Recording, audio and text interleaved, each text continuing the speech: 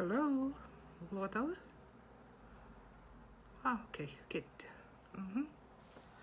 Саламатсыздар бай? Көчө күнү Кыргызстандын президенттигине талапкерлердин дебаттарын көрдүңөрбү? Бүгүн дагы төртөө чыкты. Көчө күнү бүгүн дагы тиги Садыр Жапаров келбей койду дейт го. Мен көчөнкү боюнча бир сүйлөшөйүн дегем силер менен. Көчөн жумуштан келип алып көрүп чыктым. Ошо кандидаты в президенты Кыргызской республиканын эмелерин, дебаттарын, суроо жоопторун кандай. Да, здравствуйте. Здравствуйте, канакей. Кичине азыр убактым бар. Кичине эфирге чыгып коеюн дегем. В общем, көчөнү кандидаттардан, сколько там кандидатов было, напомните мне. Из ярких запоминающихся айтам, но из слабых айтып кетейин, очень слабый ким выступать эткен. Слабый болгон программасы жок, че четкое представление жок, как умеют работать. Я не знаю, буну президенттикке чыкканда бул оңой эмес да, өзүнүн уже четкий өзүнүн планы болуш керек да, программасы болуш керек. Программасы жок, представлениясы жок. Вообще слабый болгон бул, на мой взгляд, Касенов болду да. Касенов, мне кажется, ему очень рано президенттикке баргангачы. Бул аракет кылгандан көрө биринчи парламентке барып, кичине опыт работа алып, политикага да жаңы таптакыр элге билинбеген киши. Эми надо же немножко опыта набрать. Ну, в узком кругу ал билинген эле киши. Ал билинели чем занимался, кто он, кимдин азыр тууганы, ким муну азыр президентке коюп талапкер кылып түртүп атат, анын баарын мен жакшы эле билем аны. Бирок азыр пока айта албайм силерге. Да, Искендер Арбаңыз, сиз дагы рахмат.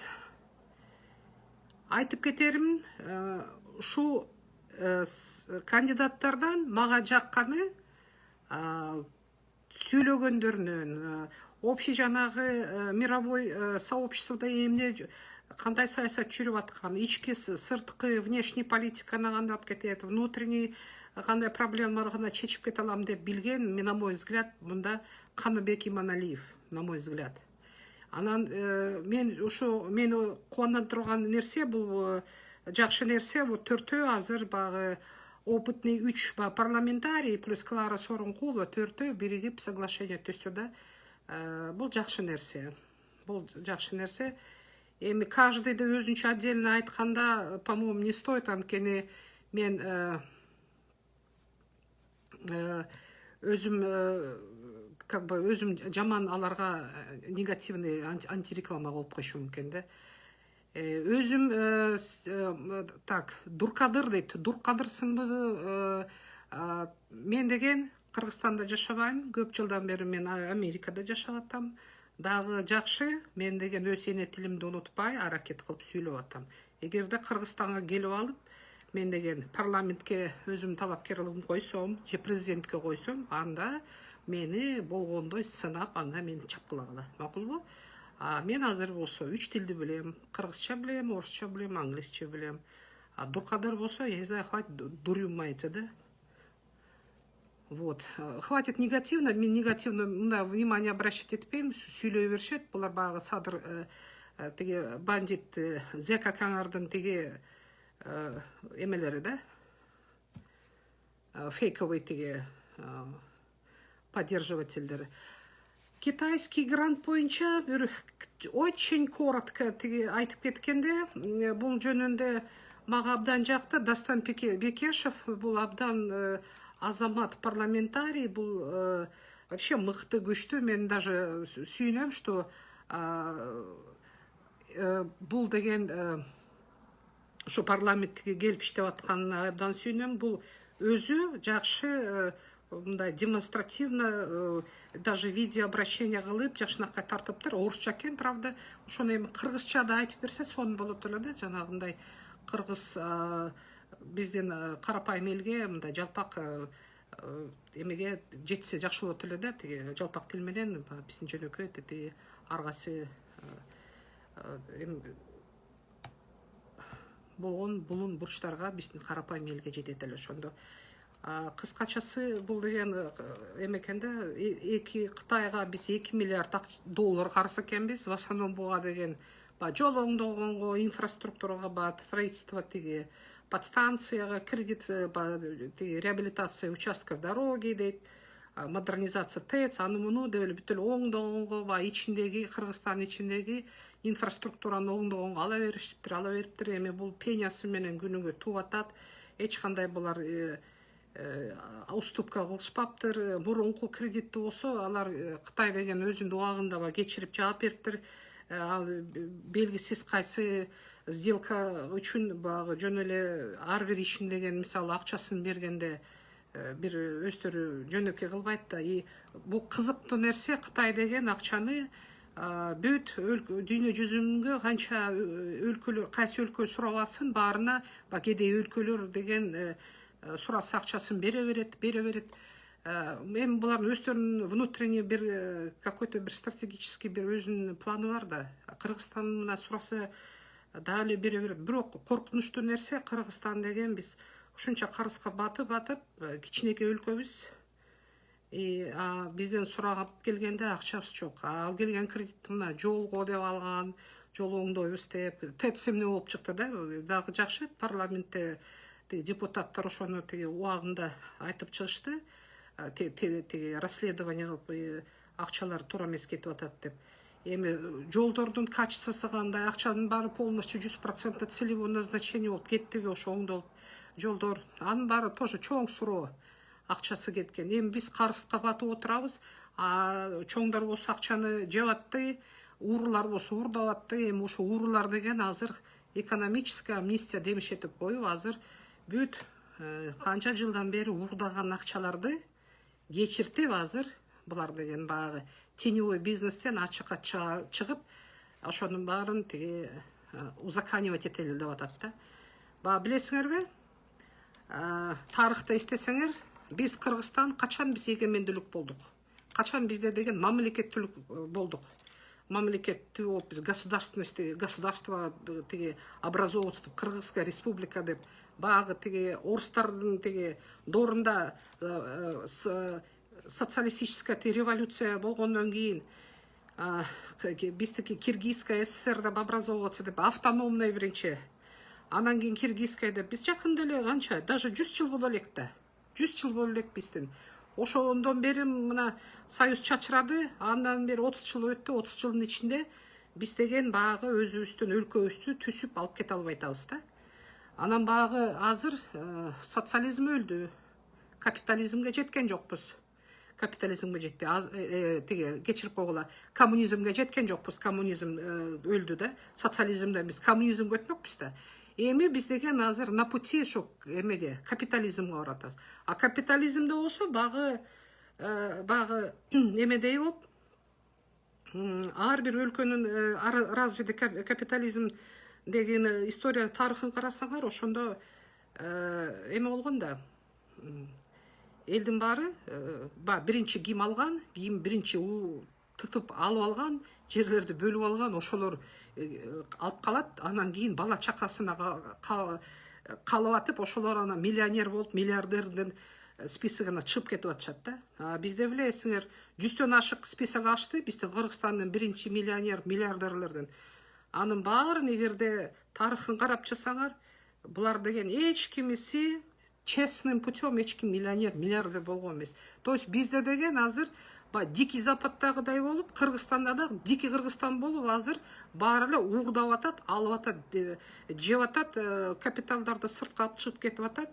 Аларды кайра возврат кылып, Кыргызстандын өнүктүргөнүнө, Кыргызстандын карыздарынан кутулганга эч ким аны кызыкчылыгы жок. Наоборот, булар бирин-бирин колдоп, прикрывать этип атат. Баары ошо экономический амнистияны ошондоп түшүнсөңөр болот. Булар багы ууруларды актап атат да. Же уурдап алганда элдин акчасын алып алгандарын булар кайра ошентип жүзүн жарык кылып сырт мындай чыккан. Ошондо биз эки класска бөлүнүп атабыз да. байлардын классы, анан кедейлердин классы. Биз деген ошондо силерди куттуктаймын, силер деген капитализмдин жаңы дооруна түштүңөр да. Эгерде азыр бизде бийликке жакшы, күчтүү, акылдуу, билими бар президент келбесе, ошонун баарын тиги биздин Кыргызстандын развитиясын түз жолго койбосо, жанагынтип парламентаризмге койбосо, биз деген анда баягы өнүкпөй кедей болуп калган өлкөлөрдүн тагдырына кайталайбыз да, кайра ошонун кейпине түшүп калабыз, кейпин алабыз.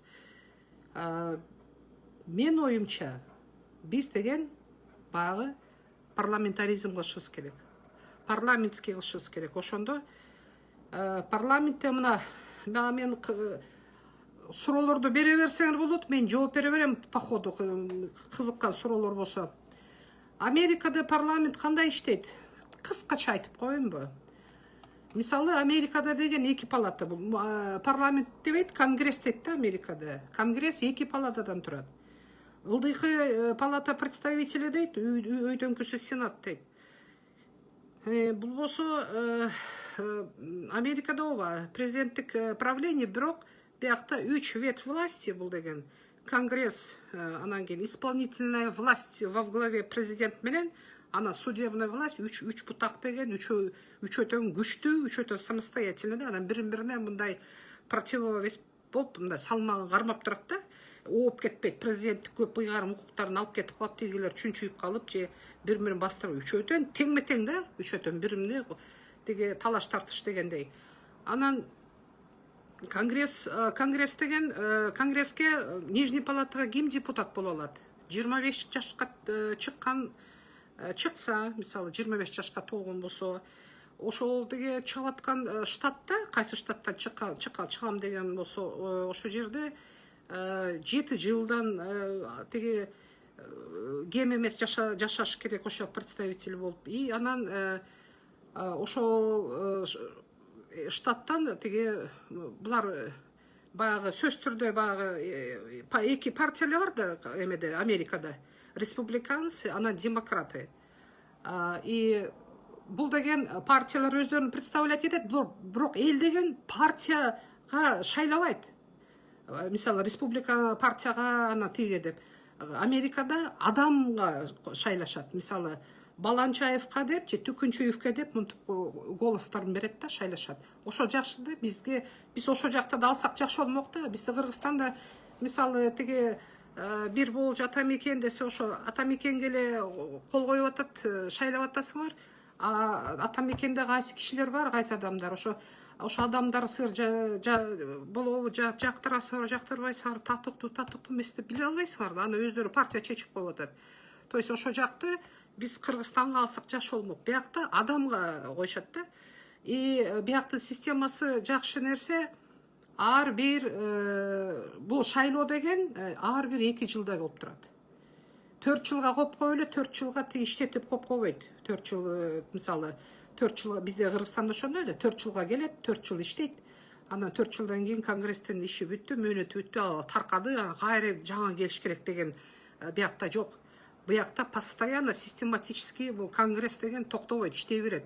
То есть бир киши мөөнөтү бүтсө, бирөөнүн мөөнөтү бүтсө, ал кетти, башка келди. Тигилер постоянно иштей берет, анткени бийлик керек да биякта. Булар отурушат дайыма. Ошондой эле сенатка ким бара алат? Сенат кичине сложнее, кичине өйдөрөөк требованиясы.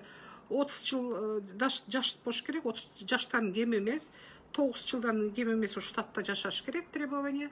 И Нижний палатага ошо бул деген баягы 50 штатта, 50 штаттын ар кайсысы баягы населениясы ар кандай деп, бир штатта көбүрөөк киши жашайт, бир штатта азыраак жашашат, ошого карата, население карата, ошончо орун берилген да Нижний палатага, моунча депутат, сенаторлор представлять этсин депчи. Бул деген, бул принцип баягы народовластие деп коет, бул принцип элдин бийлиги. Мисалы, азыраак кичинекей штаттар кепкенеде аяктан азыраак киши барат. Чоң штаттар, многомиллионный штаттардан көбүрөөк киши барып, теге мисалы 30-35 киши тиги представлять этет тиги отурат да. И ошондо жалпы 435 сенатор отурат да, Нижний палатада. Нижний палата. А өйдөнкү палатада, сенатта болсо, аякта болсо, бул уже принцип багы равенство деп коет. Ошо ар бир штаттан 2ден конгрессмен чыгат, 50 штаттан 2 конгрессмен, ошондо 100 сенатор отурат. 100 сенат. Кандай иштейт бул, закондорду кандай кабыл алат? Мисалы, бирөө деген мага бизге мондай закон чыгыш керек, ушундай закон чыгарыш керек эле десе, аны деген биринчи Нижний палатадагы конгрессмен аны деген алат. Аны деген талкууга салышат өздөрү, аны комитеттерден разрабатывать этет. Ошондо закон ушундай тиги представление кылабыз дегенде комитеттер иштей баштайт. Ал комитеттер деген өздөрү ар бир тиги ошо Америкада государственный учреждение структуралар менен иштешет да, ошого ылайыкташтырып, законго кандай болот, карма каршы келбейби, конституцияга, действующий закондорго, федеральный закондорго карма каршы болбойбу деп кирип, ошого поправка кылып разрабатывать этет. Анан ошо бүткөндөн кийин бул заседанияда народный представительдерге чыгарып талкууга чыгарат. Аяктан дагы карап, ошону обсуждать этип, анан кийин ошол жактан дагы сенаторлор өздөрүнүн сунушун чыгарат, поправкаларын. Анан ошентип атып, эгерде общим голосом 2-3 бөлүктөн кем эмес голос менен өтсө, ошо законопроект, ал деген кайра өйдөнкү сенатка кетет. Көрдүңөрбү, 2 жолу эленет да, өйдөнкү сенатка кетет, аяктан 100 киши сенаторлор кайрадан ошо процедурадан өтөт да. То есть алар кайра комитеттен муну карашат, поправка кылышат, кайра тиги аяктан обсуждать этип өткөргөндөн кийин, эгерде Нижний палатада, анан кийин сенатта дагы, 2 палатада багы өздөрүнүн поправкалары болсо, ошондо бир компромисске өтүшөт, компромисс деп коет, багы ким кандай поправка кирген, общий ошо менен киргизип, толукталып, ошо өткөндөн кийин, ошо толук ошо законопроект анан президентке кетет кол коюлганга.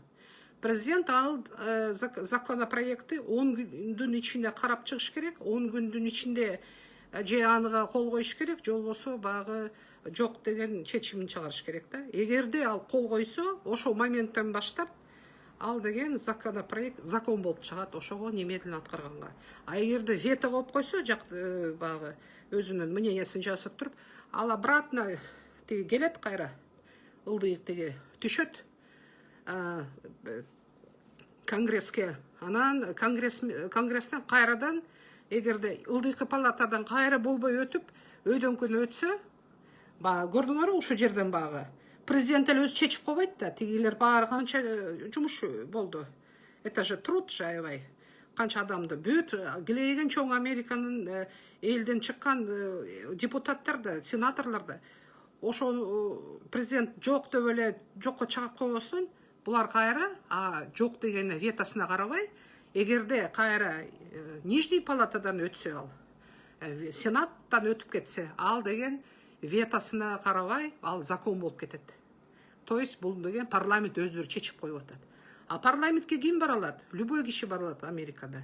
Мисалы мугалим, мисалы любой жанагы өзүнүн кичинекей бизнеси бар, кичинекей кафеси барбы, ресторанда иштейби, гостиницада иштейби. Эгерде ошо аймакта жашаса, ошо элдерге жакса, ошондой бир продвинутый болсо, ошондой бир жакшы идеялар бар болсо, ошондо активный болсо, ошол жактан активно катышып жүрүп, адам өзү баргысы келет, я хочу помочь стране, мен барып чыккым келип атат. Өзүнүн кичинекей стикерлерин коюп, бул көчөлөргө коюп, Америкада келтеген көчөнү жапкан мондай баннерлерге уруксат берилбейт. Анткени закон боюнча бул правила дорожного движенияны бузган болот. Айдаганга, коопсуздукка тиги бул болбойт. Анткени светофорлор бар, жолдун баарын жаап атат, обзорду жаап атат, зданияларды жапканда болбойт биякта келтеген. Бул закон менен запрещено алчы. Если агитационный материалдары ар бир бул трассадан баштап, красный зона деп коет, ошондо 2 метр бул деген муниципальный собственность деп коет. Мисалы, шаар болсо бизде тиги ошо чекелерин эле мындай илип коет, рекламный кичинекей мындай сайгычтар кенеде эле мындай плакаттай койгондорду коюп коет.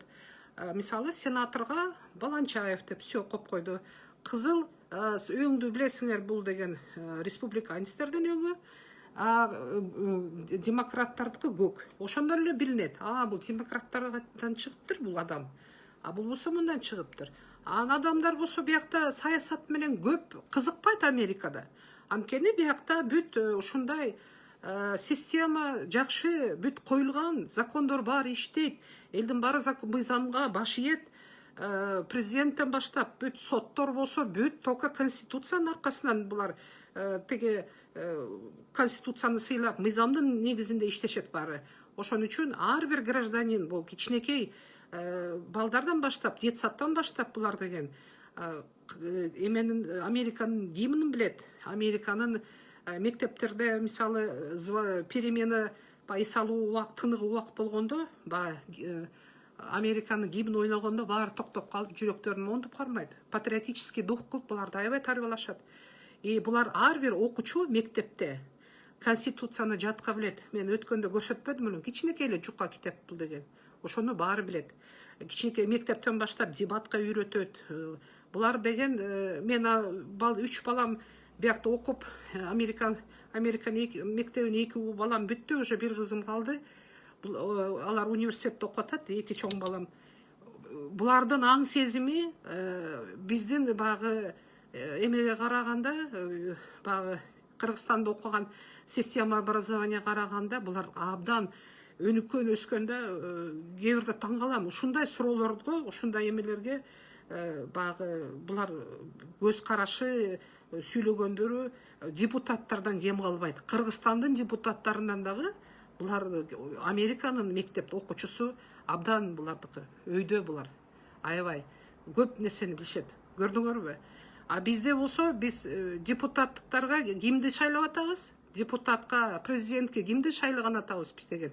Жалаң биз деген жакшы билими жок, эчтекендей конституцияны сыйлабаган, мыйзамды билбеген, мыйзамга баш ийбеген адамдарды кайсы политиканы, внешний политика, башка мамлекеттер менен кандай мамиле түзүүнү, кайра багы урдап кеткен акчаларды, сыртка кетип калгандарды алып келе албай, кайра аларды кечирип, алардан доля бир алып коюп, акча алып коюп, кайра аларды тенден чыккыла, теневойдон ачыкка чыккыла, миллиардер деп, анан силер байкуш кедейлер аларга жүгүнүп, аларга колчулукка, малайчылыкка, үйүнө анан ошондо официально барып алып, силер иштейсиңер, анан малай болуп, дворник болуп, ичинде гувернант көп, нянька болуп ошолоргочу. Ошого чыгып атат.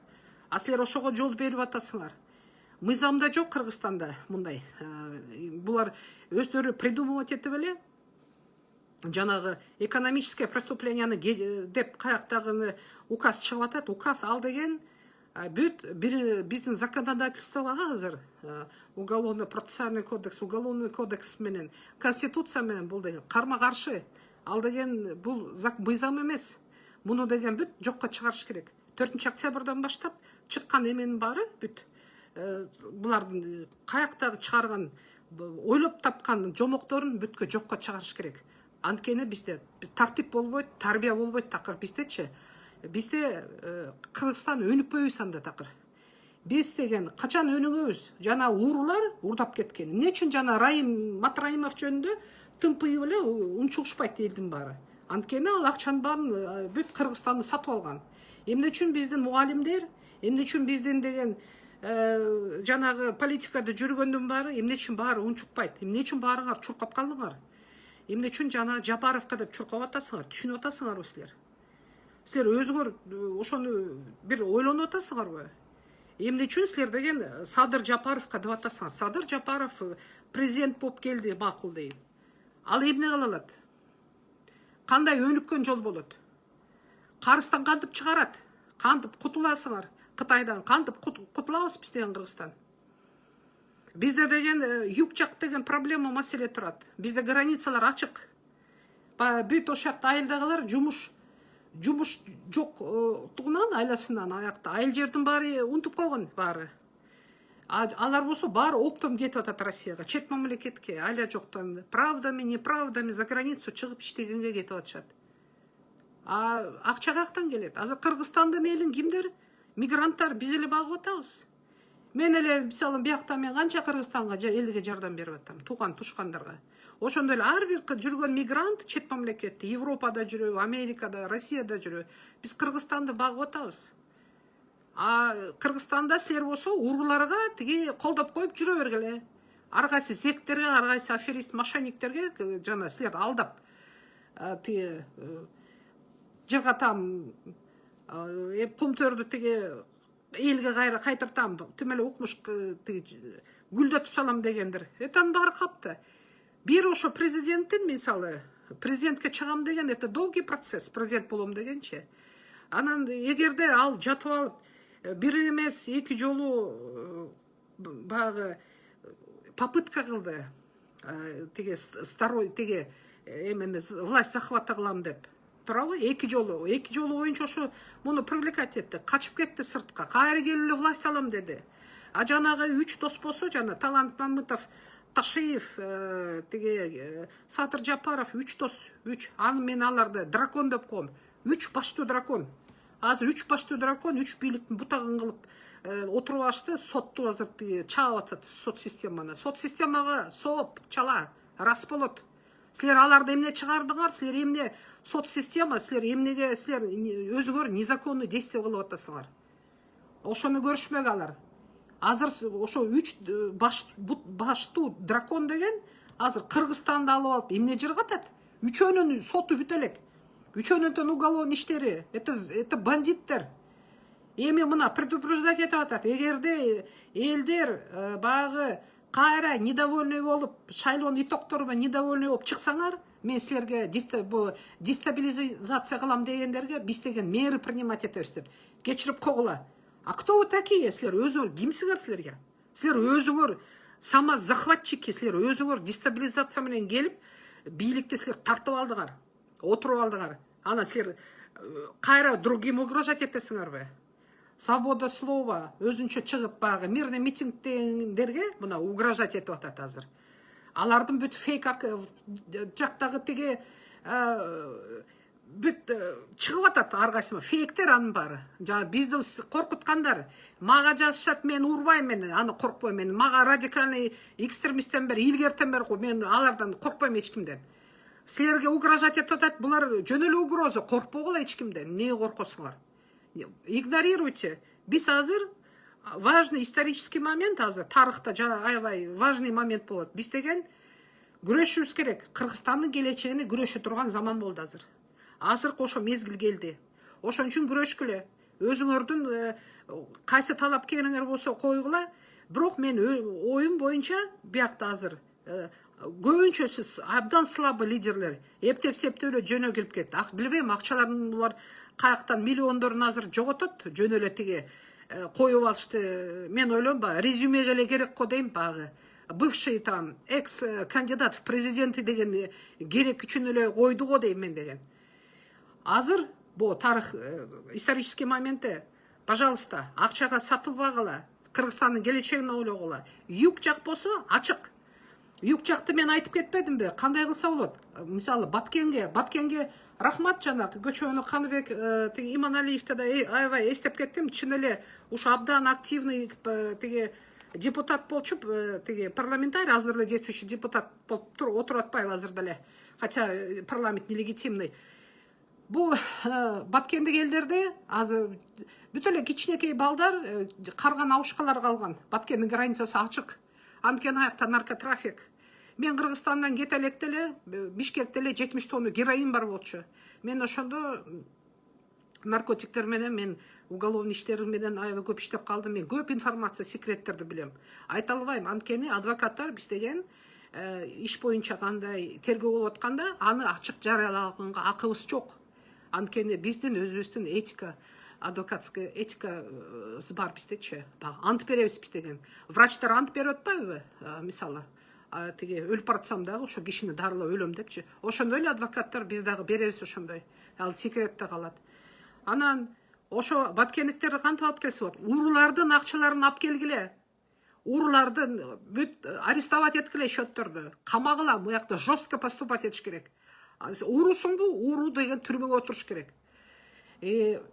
Ошо урлардын счеттерін арестовать етіп, замораживать етіп, ап келсеңер, біздің Қырғызстан қарысынан да құтылабыз. Ичинде өзүбүздөн рабочий места строить еткенге да болот.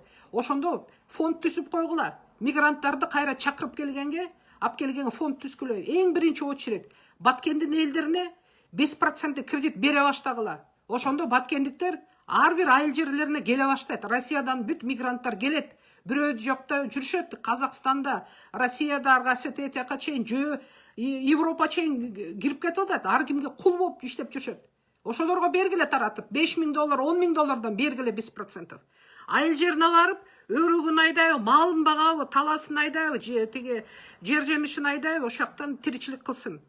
Ошондо элдерде көбөйө баштайт, семьяларын бара баштайт ошокта. Ошондо дагы силер внутренний миграциянын дагы и внешний сыртка кеткен миграцияны токтото аласыңар. Ал адамдар ошоктон отуруп конуп калып кайра кайтып келип иштеп жашапса, бала чакасы менен жашаса, ошондо население да көбөйө баштайт да. Ошондо байкуш балдар, тирүү эн атасы бар балдар жетим жалгыз өсүп атат, тарбия көрбөй. Эн атаны меримин көрбөй. Ошондо дагы бир ячейка общество бизде кичине здоровый болот да, туурабы? Ошондо население да көбөйө баштайт. Ошондо аларда экономикасы да көбөйө баштайт. Жана силер урлардын баарын кайра аларга 2000 сомун алып коюп, азыр 1000 сомун алып коюп, тиге салып кой деп, же коркутуп келсе коркуп кетип коюп алсаңар, биз Кыргызстанды 100 жылга жетпей, мына биздин государственность өзүнчө территория алып, Кыргызская ССР болуп, Кыргызстан болуп, биздин территориябыз бар, ортодо турабыз, тоолуу жерде, туризмге жакшы ылайыкташкан, бизде канча кен байлыктарыбыз бар. Таблица Менделеевде кандай химический элементтер бар, ошонун баары бар экен биздин тоодо. Биз ушундай бир аябай бир лакомый кусочек биз деген, ушундай бир жакшы бир жем болуп атабыз да. Бизде эч ким алгысы келип атат, алып кеткенге. Баары эле карап, акча кереги деп берип коюп, бизди күчү деп акчаны берип коюп, карап отурат. А бирин биз жеп атабыз ичибизде. Урлар уурдап атат. А силер болсо ушу урларга кайра барып алып, аларга малай болуп берип атасыңар. Кайра аларга. Силер эмне күчүксүңөрбү, силер койсуңарбы, силер айткылачы кыргыз эли. Эмне силер ар ким жем берип койсо кете бересиңер ошого, сатылып коюп.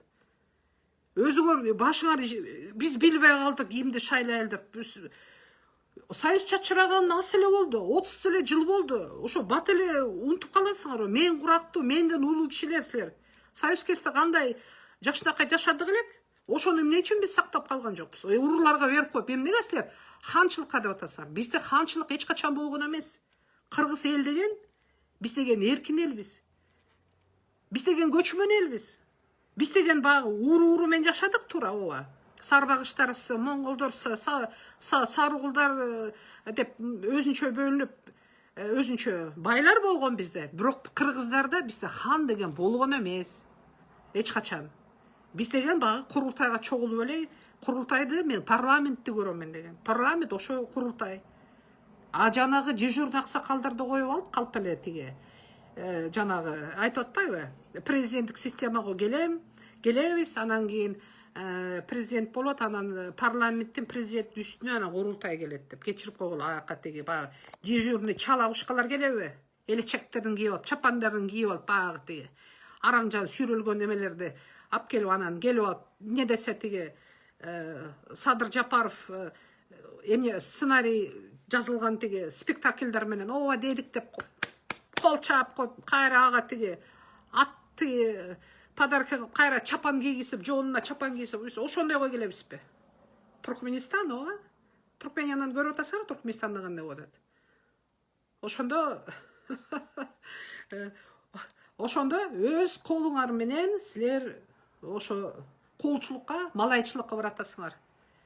Ошону каалаган элдер, айтып коеюн, силер деген ошо илгери 100 жыл мурунку кул болуп жүргөндөрдүн тукумдарысыңар.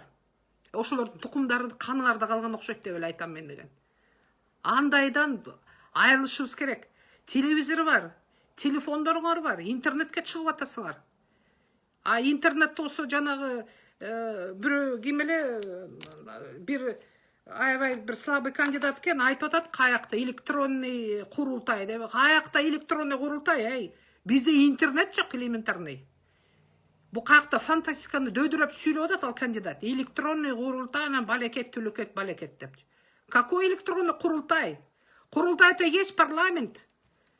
Парламент ошо системаны ашыбыз керек, мына чет мамлекеттердин турбайбы как образец кылып, а ошондон ашыбыз керек.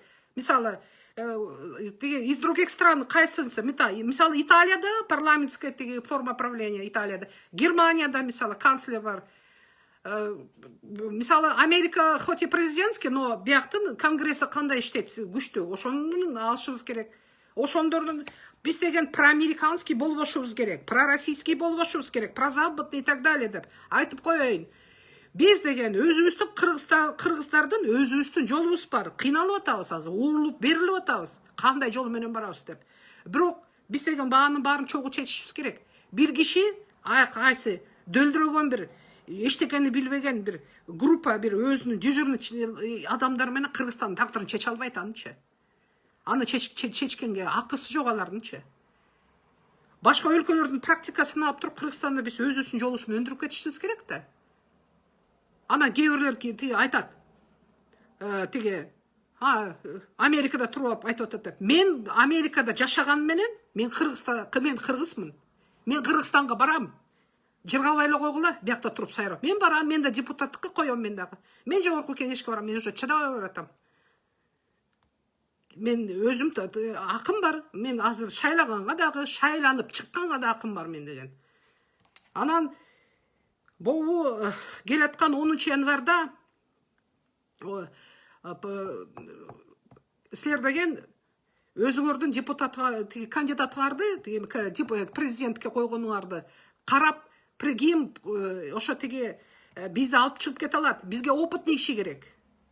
Бизге Сталин или там Гитлер кереги жок. Көрдүңөр беле багы эмеден сүрөттөр жүрөт. Садыр Жапаров сүйлөп аткан аркасында бияк жагында Майнкафт деп Гитлердин китеби жүрөт. То есть, как это? Бул жесткость керек деп кайра айтып кетем. Кийин аябай жесткостьти каалап, кул болом деп кетип, любой форма правления макул болуп кулчулукка кирип кетем дегендер силер деген түшүнүп атасыңарбы?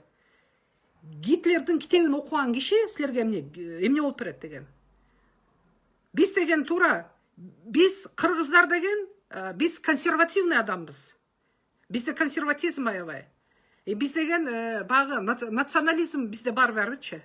Ошондо biz деген азыр кыргыздарга кыргыз президент бирок билимдүү, анан өзүнүн эрки бар, духу бар, билими бар, тилдерди билген, ошо ички саясатты кандай алып барышты, сырткы саясатты башка мамлекеттер менен кандай алып барышты билген киши керек бизге. Дөлдүрөгөн, сөлдүрөгөн бизге президенттин кереги жок. Какой-то зэк көттөрүндө куйруктары бар, уголовный иштери бар, алардын бизге кереги жок. Токтоткула, политика менен бирдеме болсо эле банк тоноп кеткендерди, политика деп кантип банкты тоногон адам политический мотив болот, Эжеси деген килейген Ысыкөл Инвестбанкты тоноптур. Банктардан килейген кредиттерди алып алып бербей атат карыз болуп өздөрү. Мамытовду дагы айтып кетейин. Менде документтер бар. Өз көзү менен көрүп, кайсы бети менен өкмөткө 8,5 миллион доллар карыз ошо отурат азыр ИО президента болуп коюп. Кайсы бет, кайсы арысынан була көтөрүп кетем деп атат. А Ташиев эмне кылып атат? Ташиев өзү билбейт, өзүнүн азыркы ГКНБга келип отурду, өзүнүн прямые должностные обязанности министра Государственного комитета национальной службы билбейт. Бул өзү кайсы закон менен иштеп атат? Конституциясын ачсынчы, его прямые обязанности, как ГКНБ председательный обязанностьтерин өзүнүн. Ачсынчы окуп. Эмне үчүн бул деген ГКНБ койгондон кийин барып алып Москвага барып жолугушуп келет элдер менен, мигранттар менен. Ким ал? Тарыхта болду беле ошо? Комитет государственной безопасности барып алып элдер мигранттар менен жолугуп жүрөт. Он возомнил, что бул экинчи президент бул деген. Бул бир дракон деген, 3 баштуу дракон келип алып, бүт өстөрүн кылып атат. Булар отургандары мыйзамсыз. Бұл мыйзамсыз. Жол бербегиле. Жол бербелі. Келіп реформа жасағанға жардам беріңіз. Келем, жардам берем. Мен Қырғызстанға барып, жардам берем. Мен деген бияқта ешекте қалап жүрген жоқпын Америкада. Американ системасын бүт оқып шықтым мен деген. Бүт биліп шықтым бияқта үйреніп, қандай екен деп. Америка ғана емес. Біз башқа өлкөлерді де қарап, осы жақтан жақсы нәрсесін алышымыз керекпіз деген. Біз деген, қайталап кетейін. Біз Қырғызстандан өзіміздің жолымыз бар. Өзіміз өнігішіміз керек. Анткени біз особенный елбіз деген. Біз особенность нашего народа біз деген. Ушундай бир жерде турабыз, биякта Кытай, биякта Қазақстан, бияктасы Өзбекистан, ортодо да курчалган тоонун ортосунда турабыз. А баягы жакшынака биздин проект эмне болуп кетти? Эмне үчүн бизди кайра таштап кетип атышат? Бизге же выход к морю жок. Бизде болсо жанагы биз только самолет менен бир жакка бара алабыз. Поезд менен барсак через Казакстан жана Казакстандын кен таласы менен только Россия жакка чыга алабыз. Жок дегенде ошо юг жак Кыргызстан кылып биз деген через выход кылып жанагы поезд железный дороганы салыш керек болчу да. Ал боюнча маселе эмне болду? Тиякта тиги казактар болсо минуя өзбектер менен өздөрүнчө бизди кидать этип өзүнчө салабыз деп тиги бир иштерин баштап атыптыр. Биз ортодо кала беребизби бу эмелер үчүн я? Бу акча жегичи бу тойбогон акмактар үчүн. Эмне үчүн алар акчалды булар деген жирет етіп, көздерін май басып, балчайтта бүт жеп алып отырыш керек. Эмне үчүн биз аны карап коюп унчукпашыбыз керек? Биздин ушундай элдин аң сезими ойгонуп тур. Бага нарындын айылынан бир бала жөнөкөй адам экен, малчы экен, мал багат экен өзү. Айтат, эже дейт, билими деген 10 эле класс. Сат жөнүндө, мисалычы, бияка эшикке чыксаң, тынч. Элдер ешким саясат жөнүндө сүйлөбөйт. Бияка американецтер деген сүйлөгөндөрү, ой бүгүн аба жакшы, бүгүн погода аябай сонун деп. Сенин күчүгүң жакшы турбайбы, сен эмең жакшы турбайбы деп. Бир-бирден комплимент кылып, сен жакшы көйнөк кийип аптырсың деп, күлүп, сүйлөшүп, анан тамак жөнүндө жаңы жыл келатат, сен эмне тамак жасайсың деп. Ушундай бу саясаттар менен иши жок. Кээ бир американецтерден сурасаң билбейт. Сенаторга тиги ким бар, дагы тиги конгресстерде ким отурат, иштери жок. Анткени система бар да. Система бар, иштеп атат. Тиякта бийликте элди багып атат, эл үчүн иштейт. Бага айтып кетпедимби, сенаторлордун байкуштар үй берилбейт буларга.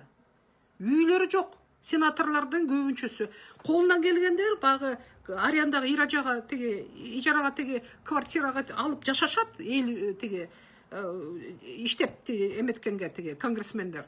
Анткени ар кайсы булун штаттардан, булун жерлерден келип Вашингтон, ДСге келип алып иштеп атат да. Үйлөрү жок. Офисте иштеп, офистен уктап, ошол жакта жашашат. Аны билишет бирин-бирин. Анан бирок унчугушпайт. Ошо дивандан эле бирөөлөр менен встреча кылат, ошол жактан кабыл алып иштеп эметет түнгүгө чейин. Ана түн ичинде ошо диванга эле шешебин салып жатып, уктап, ошентип иштешет. Үй берилбейт. А бизде депутаттар барбы ошондой? Жогорку кеңеште барбы? Кабинетинде жатып уктап, үй жок болуп, айлык эле жашаган ошондой барбы бизде? 2-3 эле адам бар болуш керек, айлыкка эле иштеген, байлыгы жок, бизнеси жок. Анткени биякта Америкада толтура жана ыйгарым укуктарын жанагындай тиги помощниктерин, анан эмелерин биякта машина берип, үй берип, бизде канча расходтор бар, андай мындай чоң расход кылбайт Америкада. Зарплаталар, айлыктары болсо, тиги конгрессмендин, сенатор, конгрессмендердин айлыктары деген врачта эле, медсестрада эле алышат биякта. Көрдүңөрбү? Эгерде бизде ошонтип айлыктарын азайтып койсок, эгерде ошо үй берилбей, машина берилбей, өзүңөрдүн проблемаңар жөө барып кел иштейсиңерби? Бирок сен деген жогорку кеңешке депутат болуп иштешиң керек деп бербей коелучу, азайтып коелу. Ой, кызык жок болуп калат анда, туурабы? Анда барбайбыз деп чыгат. Ошондо рас болот. Бизге ошондо действительно иштейм деген кишилер гана келет. Байлар келбейт. Статус неприкосновенности алып салыш керек такыр. Ал адам бизде эле. А бізде адам, потому что біз мыйзамдын алдында баарыбыз теңбиз. Мы все равны перед законом. Мыйзам жоқ бияқта, Америкада. Байларға өзінше мыйзам, анан кедейлерге мыйзам деген жоқ, хотя бияқта байлар, мультимиллионер, миллиардерлер бар бияқта. Мыйзамдын алдында бары жооп берет. Америкада білесіңер бе? Ең қорқынышты бұл деген қылмыш иш. Бұл деген налог төлөбөгөн. Налог төлөгөн жоқсың, ақшаны қатып қойдың, ақша урдап алдың, мамлекеттен.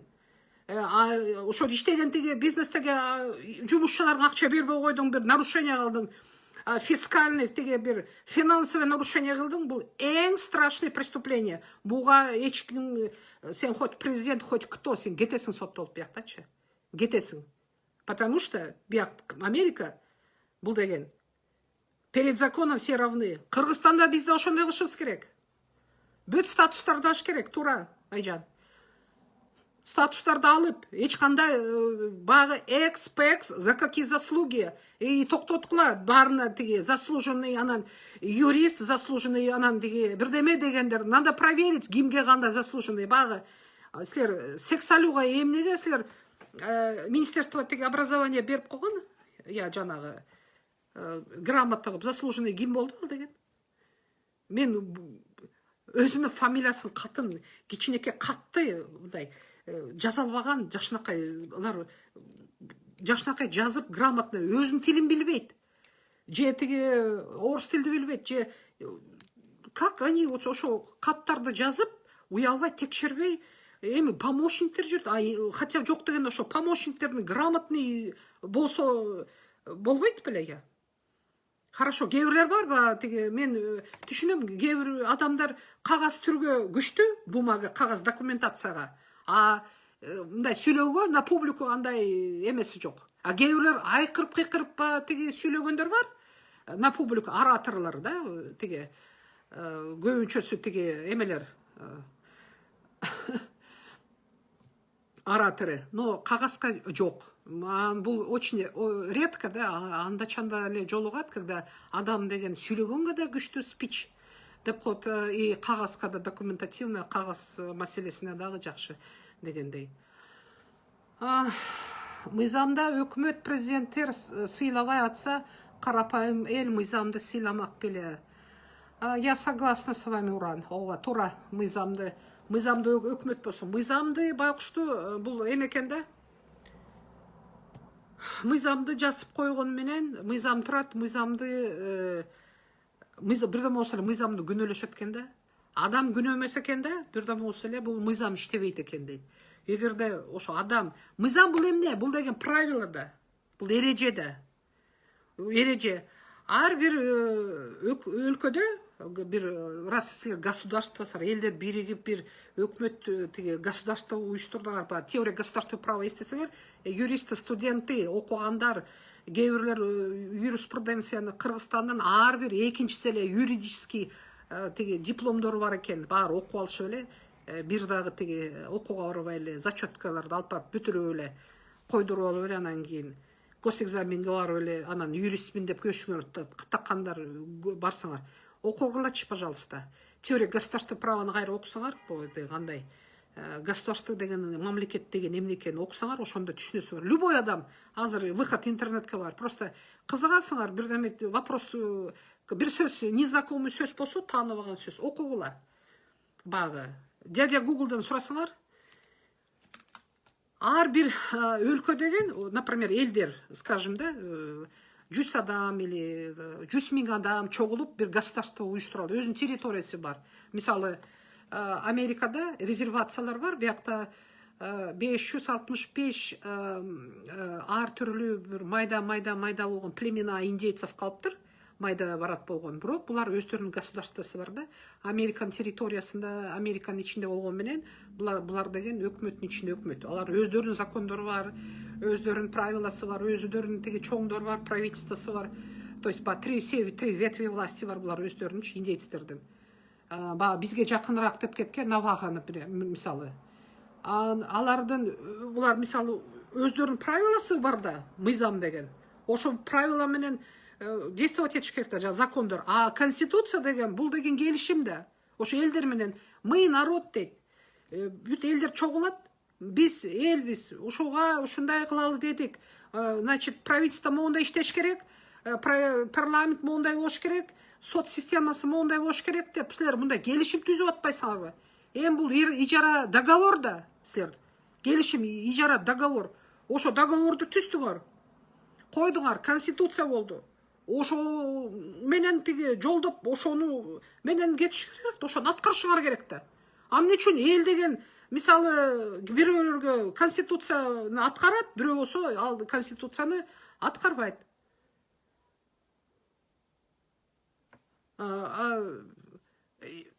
Мыйзам келишимди кол коюшкандан кийин, конституцияны кабыл алгандан кийин, эгемендүүлүк болгондон кийин, өзүбүздүн желегибиз бар, өзүбүздүн гимн бар, өзүбүздүн тиги ошо конституция, законодательстволор бар, өзүбүздүн бюджет, финансирование, ар кайсы бизде государственный мамлекеттик чоң учреждениялар бар. Биз ошо менен кетишибиз керек да. Ошондо бул системада, систематика менен иштеп кетишибиз керек да. Бул деген государственная машинада иштеш керек да.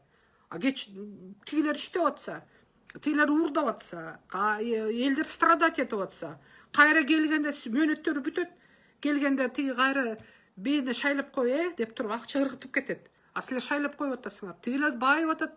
30 жылдын ичинде бизде канча миллиардерлер бар. Благодаря биздин карапайымдын элин ушундай ак көңүлү, ушундай өздөрү ушундай добрыйлыктарынан ошондо алданып, балагыял биздин кыргыз эл үчүн алданып, же билип туруп, кээ бирлер кайдыгерлик кылгандар, билип туруп, баарын түшүнүп туруп жасап койгондар, бул өзүбүз душман болуп атабыз да. Биз өзүбүздүн укугубузду жана өзгөчө өзүбүздүн милдеттерибизди билбей атпайбызбы? Эң өкүнчтүүсү караңгыраак жана ээрчимебиз. Ошондой болуп атат, к сожалению, ошондой. Система образования боюнча бизде баягы билбейм мен, бул система образования дейбизби, жанагы тиги адвокатура, прокуратура, МВД айтабызбы, любой государственный учрежденияларыбызды баары деген начар иштеп жатат. Арасында бар жакшы адамдар бар, сакталып калып иштеп келатат, баягы унчукпай, просто они смирились, кээ бирлер ичтеринен баягы тиги күйүп бышканы менен баягы смиряться деп коркконунан, анткени бүт эле ал өзү ордунда отурат, баягы исполнитель, үстүндө улам эле чоңдор алмашып атат, келип атат, тигинин бирөөнүн жээни эмеси деп. Бизде баягы Кыргызстан кенедей, баары сураша кетсек тууган болуп кетебиз, баягы тууганчыл эме болуп кетет. Бирок ага карабашыбыз керек да. Биз андайдан уже бул пережитки прошлого да бул калтырышыбыз керек да. Биз современный кыргыз болушубуз керек да. Биз эгерде өнүккөн мамлекетке тиги айланабыз десек, анда биз андай токтотушубуз керек. Тайке жээн анан куда сөөп балаңча түкүнчө деген жана биз бүт только конкурсный основа кылышыбыз керек. Государственная служба деген бар эле, жакшынакай тестирование деген.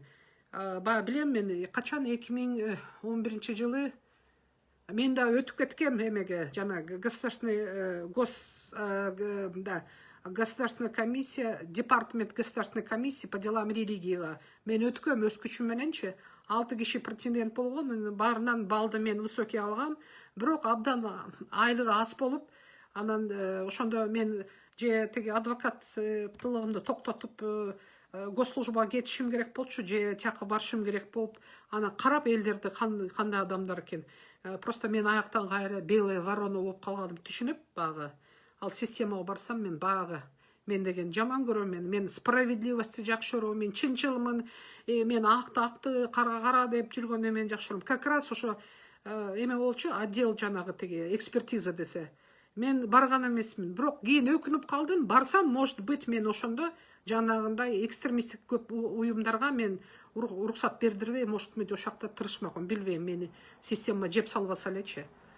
Но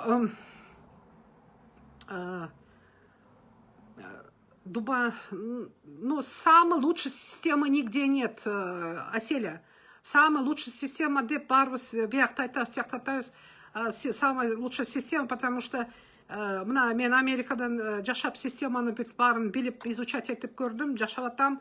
Биякта деле кемчиликтер бар. Любой жерде не бывает идеальный жер болбойт эч качан. Аны давайте не будем забывать. Биз деген практикага Кыргызстанга ар бир өнүккөн өлкөнүн эң жакшы бизге туура биздин өзүбүздүн Кыргызстандын менталитетине, биздиге ылайыктуу нерселерин алып, ошолорду киргизип, ошого системага бизден колдонушубуз керек да.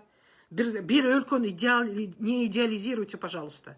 Идеальных людей не бывает, и идеальной страны тоже не бывает. Ал зависимостями.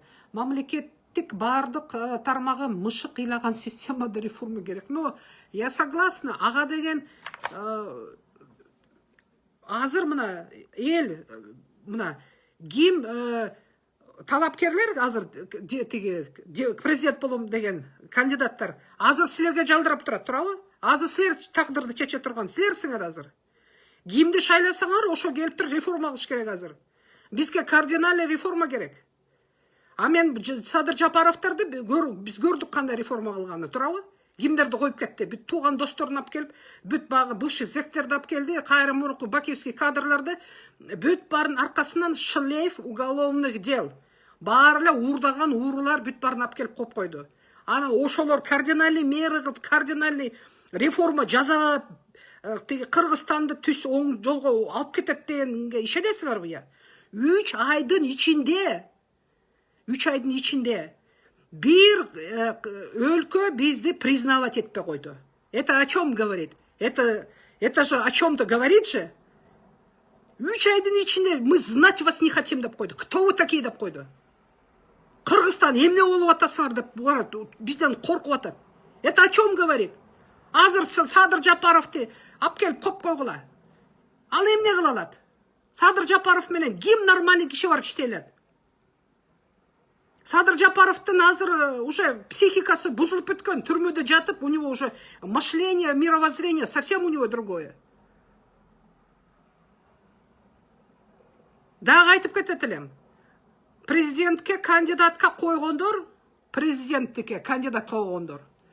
Орусча экзамен бериш керек, орусча сүйлөгөндө сөз түрдө билиш керек. Көчөнү бир кандидаттарды, я не буду по фамилии говорить, сами догадывайтесь. А то мен бирөөнү айтып алдым, тиги мындай по фамилии айтпай эле коеюн на личности. Бир кандидат болбой тиги орусча суроо берсе, кыргызча сүйлөп туруп алды. Бул туура эмес. Анткени бул патриотизм эмес. Мен кыргыз, мен кыргызча сүйлөйм деп. Андай эмес. Ал орусча билбегендиги. Орусча сүйлөгөндү билбейт, ошончон ошо уятым чыгып калат деп болбой кыргызча туруп алды.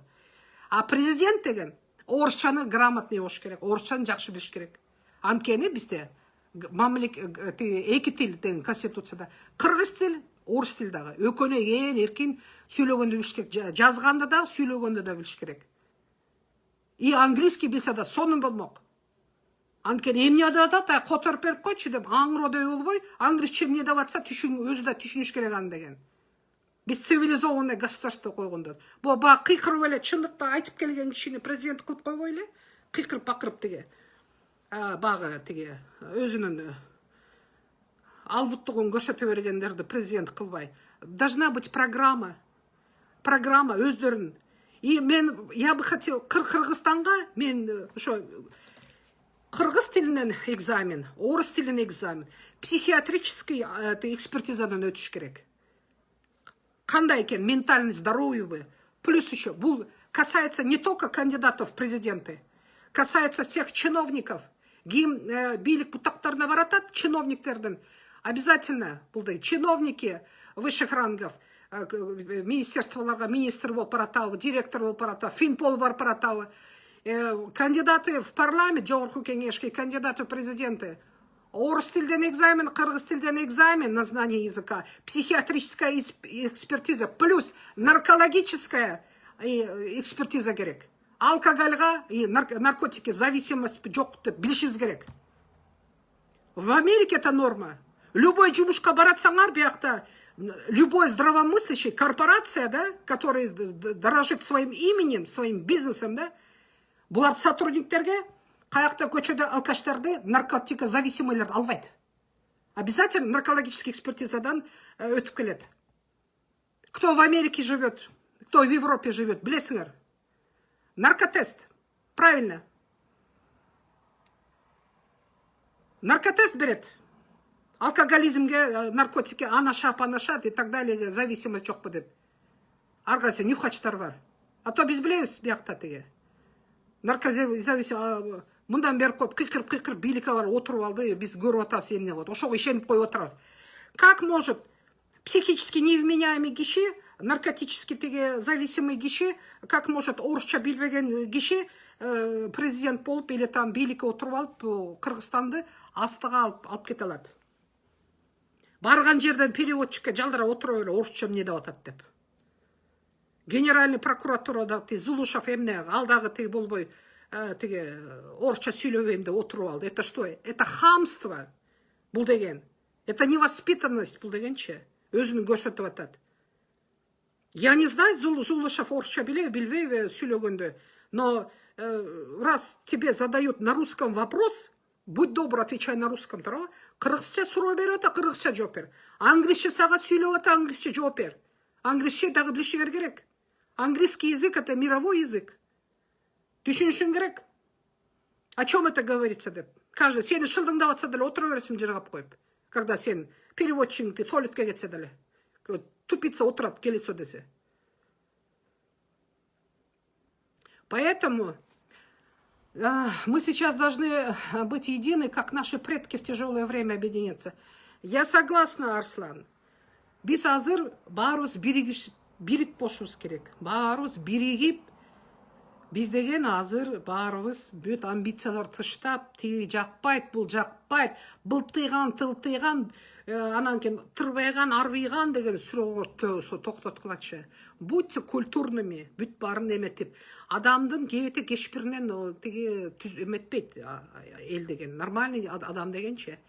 Уподобляться тпей андайға.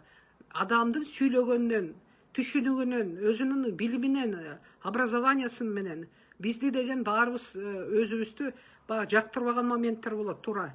Арғайсы амбициялар тыштап, жақтырбай, жағат, жақпайт дебей, бірігіп барыбыз. Бізде интерес тұрады. Бізде азыр мамлекетті сақтап қашуыз керек.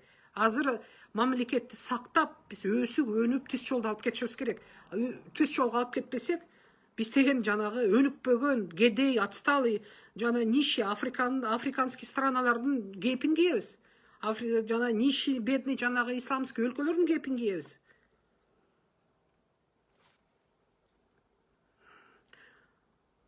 Тестирование будет по блату. Нужно менять всю систему. Насчет тестирования деген, бұл деген, бұл жанағы блокчейн, жаңғы теге бізге терминдер келіп атпайбы, теге, то, что, мысалы, насчет этого тестирования, подтасовка и так далее, деген жерде, это должно охраняться, оно должно охраняться, спецслужбамен охраняться деп, доступ только проверка менен, кирген чыккан иче очень аябай, как посольство киргендей, бүт проверяться в систему аябай засекреченный ошкета, бұл оңойлы жасай турган нерсе анычы. Компьютер системаны взламывать етпегендей, бұл ошондой кишилерди коюп туруп, бүт компьютеризация, то есть системаны, тестирование анан эчким кире албайт. Никаких аке, жаке, байке и так далее, ничего подобного. Сен компьютердин алдында тет-а-тетсиң. Сен компьютердин алдында өзүң билимиңди, билген эмеңди, жооп берген суроолоруңа жооп бер, сүйлөп бер, айтып бер, ошол жакта сүйлөшүп, тесттин баарын өтөсүң ошол жакта. А доступ эмеге,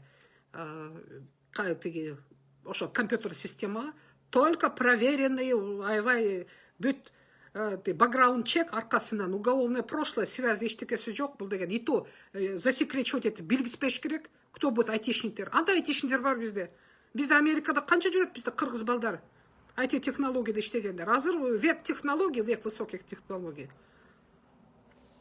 Насчет теге Америкага азыр дагы бир надежда теге Илон Маска. Илон Масктын проекти өтүп кетсе, эме боюнча теге глобальный интернет боюнча, анда жакшы болмок эле. Биз жалдырап провайдер теге Россияны, Казахстанды интернеттердин теге линияларын албай биз уже біз глобальный любой жерден Кыргызстан ошонда тоодон жатып алып малын кайтарып аткан жерден токого кирип кетсе, үңкүргө кирип кетсе, везде будет интернет был бы бесплатным. Анда вообще сон болмок да, для человечества жакшы болмок да. көрдүңөрбү кандай? Америкада бүт акылдуу, анткени биякта мүмкүнчүлүк бар. Биякта только жалкоолор эле гана тиги кедей жашап чүнжүрөп калат. А так биякта бүт мүмкүнчүлүк бар. Ошондой мүмкүнчүлүктү биз дагы элдерибизге түзүп беришибиз керек Кыргызстанда. Ошондо мигранттарыбыз кайра келет. Канча мигранттар иштеп Кыргызстанды багып, эл жерди сагынып, баргыбыз келет. Көнүп калгандары эми калат, барбайт. Калгандары барып жашайм деп кайра канчасы келмек, канча иштеп кетмек, иштемек. Мисалы тиги багы экономика, образование, как в свое время в Сингапуре. Ну, экономика у нас как Венесуэла. Образование біз деген болса Папуасы Новая Гвинея болып қалдық, если честно говорить. Занимаемся жанагы тиги эмеде контейнерде кичинекей балдар окуп атса, тиги сокмо менен согулган бир сарайларда окуп атса, биз Папуасы Новая Гвинеябыз биз деген. А в это время ошо айылда 3-4 мечиттер бар, заңгыратып коюп алып, ошо менен мактанышат, мечитке баргыла деп. Мечиттиңер пустой болсо, эмнеге аны саласыңар? Балдарды окутуш керек да, мектеп салыш керек. Жашынакай современный. Кечирим сурайм.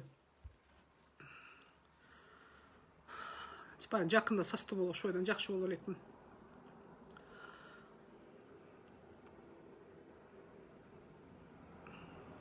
Сурооңор болсо бергиле. Мага ошо жанагы биздин мигранттарды кайра Кыргызстанга келген, кайра чакырып алган маселе аябай биринчи тиги маселе турат да для меня, аябай. Буларды кантип алып келгенге, жана урууларды Райым миллиондун балдары жана аялы мактанып, $200,000 алдым браслетти деп колун көрсөтүп алып мактанып чыгат, мактанып атат. Уурунун аялы мактанып байлыгын көрсөтөт, бриллианттарын баарын көрсөтүп, ошо акчалардын баарын Кыргызстанга кайтартып алып келип, аялын дагы өзүн да түрмөгө отургузуп, анда байлар толтура Кыргызстанда, Кыргызстан ичинде эле качып эч жакка чыгып кете электе, аларды барып камап, баарында визилдетип, мы можем, биз спокойно можем. Алардын баары 5 күндө баарын камап салса болот. Баарын тырпыратып тура уптам камап салса болот. Амнистия кылгыла. Жанагы помилование 230 заключенный чыкты. Ошондой эле кичинекей сроктор менен карапайым жөн эле бир тоо курдаган. Мен билем, мен практикамда 10 манту уурдап, курсак ачып, Ош базардан 10 манту уурдап кеткен үчүн байкуш баланы 5 жылга соттой ишиптир. Уурдап кетти деп. Ошону сотко берген столовыйдын ээси да акмак. Ошо ишти козгоп койгон дагы следователь да акмак. Ошо кетет. А уурулар болсо жагап жүрөт. Миллиард менен урда буларды камап. Ошолорду мени чашки менен чыгартып, жанагы ууруларды баарын камаш керек. Счетторду арестовать этиш керек аны деген. Просто эк керек. Ошого деген мүмкүнчүлүк бар. Эмнеден коркуп, эмнеге жаза албай атасыңар билбейм. Аны ошо келген киши жазасын. Ким келет, ошону жаза кыла, талап кылабыз. Мындан ары ким президент болбосун, мен ошо ага, мен оппозициямын. Биз сүйлөп айтып турушубуз керек. Анткени биз общественностьбиз, биз элбиз. Айтып дейбиз. Ким келбесин? Мондай кылыш керек, тигиндей кылыш керек, эрк кылыш керек. Завод, фабрикаларды салыш керек туура. Кайсы акчага салыш керек? Кайсы акчага? Ошо уурдап кеткен уурулардын счетторун арестовать этип алып келип, ошолорго салыш керек. Но, понимаете, миграция деген качан токтойт? Качан ошо биздин өзүбүздүн Кыргызстаныбыз өнүгө баштаганда токтойт. Эч ким кеткиси келбейт да. Ким эле ошо мектепти бүтүп алып эле, жаңы эле мектепти бүттү, аттестат алды. Анан паспорт алды. Паспорт алар менен паспортты колуна карматат, атасы. Бара кой. Россияга барып иште дейт. Анткени айылда жумуш жок, эчтеке жок. эчтеке кылган жок. Коросунда болгон бир кенедей мал. Ушундай нищетада жашайт. Алар келмек кайра. Ошолорго бериш керек жагынан 5% кредит, айыл жерге барып иштегиле. Ошондо Бишкекте дагы кичине разгрузка болмокпуз. Жанагында саманный үйлөр кечке салына бербейт болчу. А салынып кечке токтоп калгандарды уже закон чыгарып коюш керек. Ошо негизинде кайра бустуртуп, кайра бизге деген Бишкектеги чекесин тазалап, кайра системаны, экологияны биз кайра токтотушубуз керек аякты. Ал үчүн биз деген государство компенсация беришибиз керек. Айылыңарга баргыла, ошо айылыңарга иштеп, гүлдөткүлө деп. Айыл жери, элет жерди көтөрүш керек. Бюджеттерди ошо өзүнө калып, экономика көтөрүлүп, ошондо ВВП на душу населения көтөрүлүп, ошондо Кыргызстандын экономикасы эметип, бюджет образующий болуп, карыздардан болбой, биз өзүнчө самостоятельный болмокпуз. А биз өнүккөн өлкө болуп, бизге казактар бизге деле эгерде биз бу рывок кылып кетсек, эгерде биз ошондой воля болуп, биз жана ууру миллионерлердин акчасын кайтартып келип, камабалардын баарын акчаларын кайда койдуртсак, ошондо биздин аркабызда казактар да кылмак. Алар бизди эле карап атат. Анткени казактардын биздей духу жок. Кылсак биз эле кыргыздар кылып кетебиз. Алар илгертен бери канында осторожность бар. Биз кылсак Орто Азияда биз биринчи болуп кетмекпиз. Анан биз качан Центральный Азиянын өлкөсүнөн биз өнөбүз. Биз биринчи өнүп кетсек, анда Центральный Азия баары гүлдөп кетмекти. Поэтому биз төңкөрүш. Мен революция деп айткым келбейт, мурун айтчумун революция деп. А революция эгерде өзүнүн максатына жетпесе, это же не революция. Бул деген просто төңкөрүш. Бул бир каякта бир кучка адамдар келип алып, өзүнүн амбициясын, өздөрүнүн планы бар, өздөрүнүн план Барбароссасы менен келип туруп, захват кылып, байып, Максим Бакиевдин акчалы, Бакиевдердин ячейкаларын бомбанули, тоношто алышты, купили себе дома. Англияда канча мен информациям бар, үйлөр бар. Чет мамлекеттерде бар. Европада, Америкада үйлөр бар. Турат, жашабайт, кулпуда, закрыто. Закрыто. Зато учукпайт, подпольеда, тишинада турат. Алып койдум балдарыма деп коюп. Өлүп калсам да балдарга калат деп коюп. Ошонун баарын мы должны возвратить, ошонун баарынчы. Если ушул момент менен пользоваться деп, биз деген нормальный президент шайлап, биздин системаны өзгөртүп, жакшынакай адамдарды бизге бийликке жолотуп алып келбесек, биз болбойбуз, өнбөйбүз. Бир жиндидей болгон адамдарды алып келебиз дегенге токтоткулачы. Ким жыргатат? Кумтөр боюнча эмне болду? Кумтөрдө дагы канча запастар жатат, кумтөрдү өмүр бою көтөрүп жүрүп, анан кийин кумтөрдү таштап койду. Сейчас жетим тоого вообще тийишпегилечи. Там такая экосистема аякчы. Канча нарушать этиш керек анын баарын. Жетим тоону деген, ага деген аябай экспертиза керек. Кандай кылыш керек? Жолду алып барыш керек. Айылдан өтөт экен. Пока ушакка жолду жасап бүтүп, жеткичекти, эметкичекти, кто будет работать? Как? Азыркы власть кабы? Да, жетим тоого вообще забудьте ал жетим тоомду. Жетим тоого тийишпей, ууруларга тийишип, уурулардын акчасын алып келип алгылачы. Офшорные зоны не имеют значения. Не имеет значения, кайсы зонага алып кетти акчаларды. Эти деньги можно возвратить. Эти деньги можно возвратить. Билет этот, ГКНБ, билет, чем они занимаются? Ешек такалап жүрөбү. Балекетте деп ешет булар. На каждом уголовное дела бар. Где да что депчи. У всех бүт эле бар списке.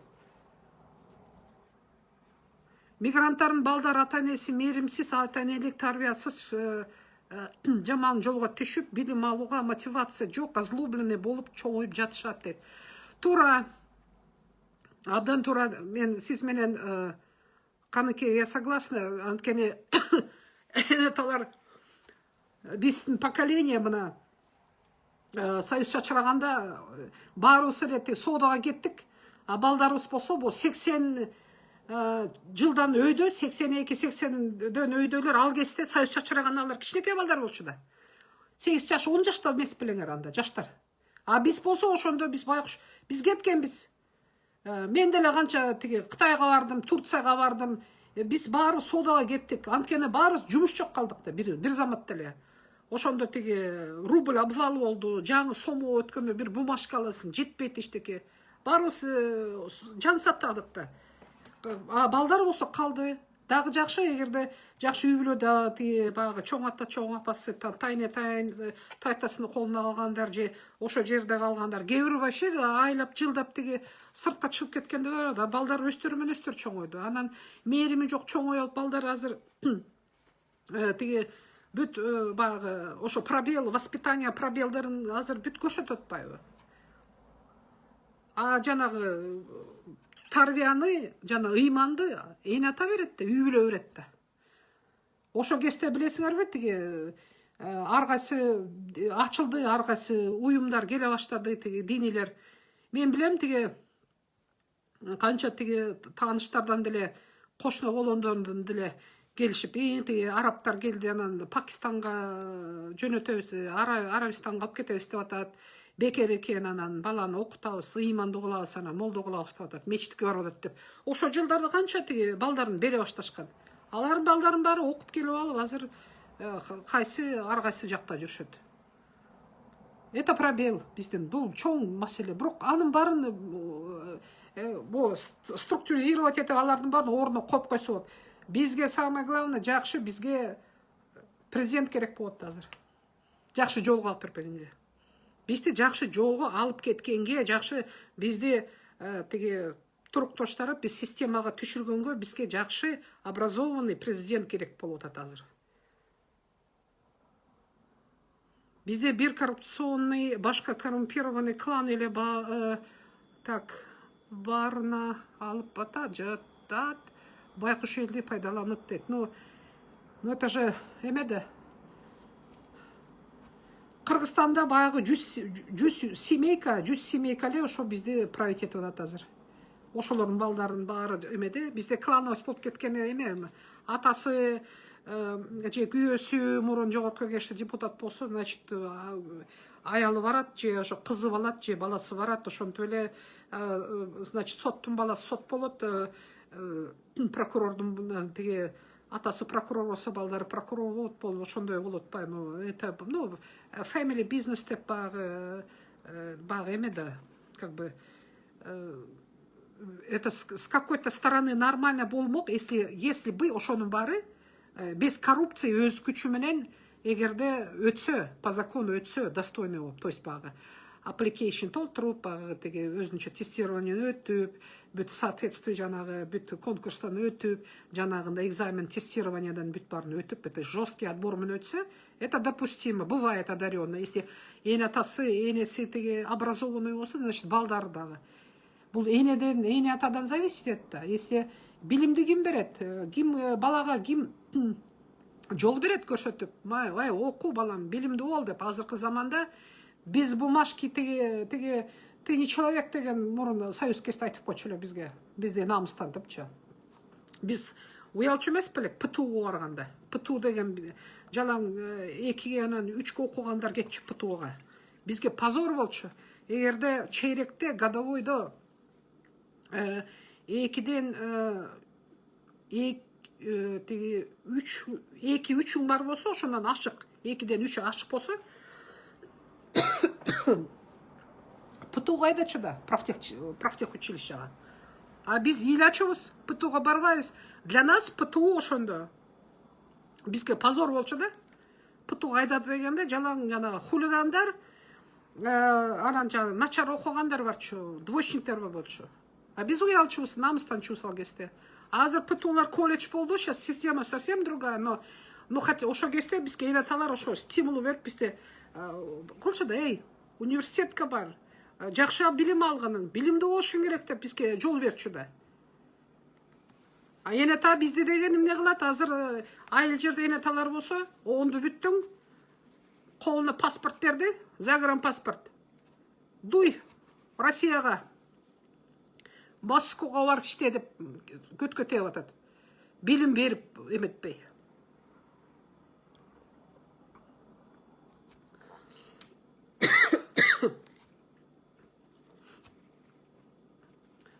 А өздөрү болсо жанагындай жогорку кеңешке тиги акча алып тиги жана шүмшүктүн баарын өткөрүп ишет, жаман кишилерге иштеп беришет ошол жакта тиги дежурный болушуп, чуркашып. жаман кишилерди шайлап алышат, бийликке алып келип алышат, анан кийин өздөрү кайра тиги кедей болуп жашашат. Анан балдарын бүт Россияга жөнөтүп айдап, жолубосу балдарын таштап өздөрү кетип, бул система, бул цепти, бул жынжырды, бул кругту биз үзүшүбүз керек да. Биз үзүп токтотушубуз керек бул системаны. Биз өнүгүп өсө башташыбыз керек. —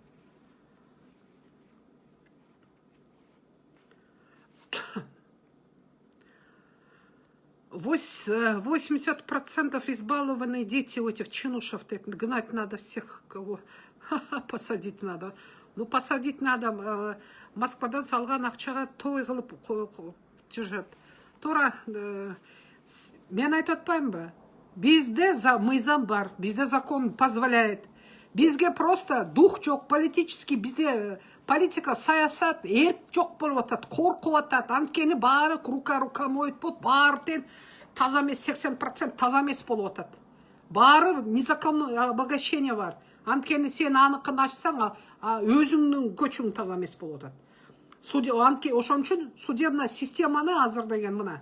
Мен даже сүйүнүп атам, эки ветвь власти тиги 3 баштуу ажыдар, Токон Мамытов, Ташиев менен Жапаров, 3 баштуу ажыдар сот системасы менен азыр тиги карма каршыдат. Соопчала, дагы еще айтам, повторяюсь. Судебная система, вы өзүңөр ар кимге силер деген как политические тиги эмелердей болуп, сойкулардай болуп, вы силер деген ар кимге макул деп коюп эле барды жасап берип аттыңар. Антизаконное решение, незаконное вынесение решения чыгарып атып силер, постановление чыгарып атып силер, бүт кашаны кылган силерсиңер. Благодаря вам. Эч качан булар судебная система ушу 30 жылдан бери Кыргызстан эгемендүүлүк болгондон баштап, независимость алгандан баштап зависимый президента болот, потому что президент коюп атат аны. Президент тиги назначать этип, и президент указ менен бул снимать этип. Ошон үчүн ал эмне десе ошону угуп калышкан. Ал системаны биз пока независимый кылып, өзүнчө бөлүп чыгып, буларды күчтөндүрүп, сиз жакшынакай отбор судья кылмайынча булар ошондой круговой порука боло берет. Азыркы соттордун баарын, бүт баарын таркатыш керек. Бүт системаны. Эгерде эрк болсо, судьянын баарын увольнять этип, бир күн менен баарын увольнять этип туруп, кайрадан баарын тестирование кылып, мурунку марат бүт проверка кылып, до этого уже готовы дела кылып на них. Алардын баарын тоже соттотуш керек аларды. Бүт баарын. Это ага чейин кылган иштерин баары канча незаконный. Багы мен өзүм как адвокат катары уголовный иштерди көтөрсөң, мен көп жанагы бүт уже соттун баарын уттуруп ийген, биринчи инстанция, апелляционный суд, верховный суд бүт уттуруп ийген иштердин баарын багы архивтерден алып чыгып изучать этсең, жүрөгүң чөт. Просто тиги сөз жок да. Мен кээ бир соттор деген мисалы билишпейт. Определение менен решение, постановлениянын айырмасы кандай экенин билбейт. Билишпейт жазганда даже. Алдыгы бир апелляционный судья болуп бир отурган бир судья бирөөдө жөн эле секретарша болуп иштептир. Элестеткиле, баягы юридическийди бүтүп алган жөн эле. Анан бир практика жок. Келип туруп, аны областной тиги коллегия тиги сот кылып коюптур. Мага болсо берип атат кагазды тиги эмени, решение тиги кагазын берип атат. Окусам там кошмар, ужас. Бул эмне деп жазганын десе, кайры көтөрүп алып чуркап барып, ошо жазганды билбейт, кабинетке кирип башка сотторго сурап жүрөт, консультация кантип жазат деп. Кагаз жазганды билбейт. Ошо разницасын билбейт. Постановление менен определениянын решенияларын билбейт. Көрүп атасыңар, сотко кандайлар попадать этет. Бирөөнүн ойноштору или бирөөнүн кызы, бирөөнүн кудачасы или там бирөөнүн тиги балдары акча бериш керек, тиги алып келип ошондолорду өтүп кетип атат. Америкада болсо сот ким боло алат? Биякта судья, только адвокаттар болот биякта. У кого есть практика на лицензию, лицензиясы бар, адвокат болуп иштеп жүргөн практиктер гана сот боло алат Америкада.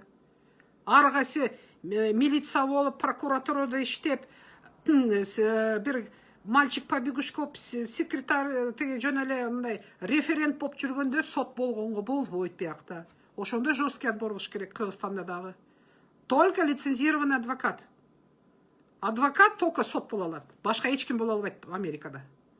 Ошондой критерий отбору. И то аны деген шайланайт, элдер шайлайт.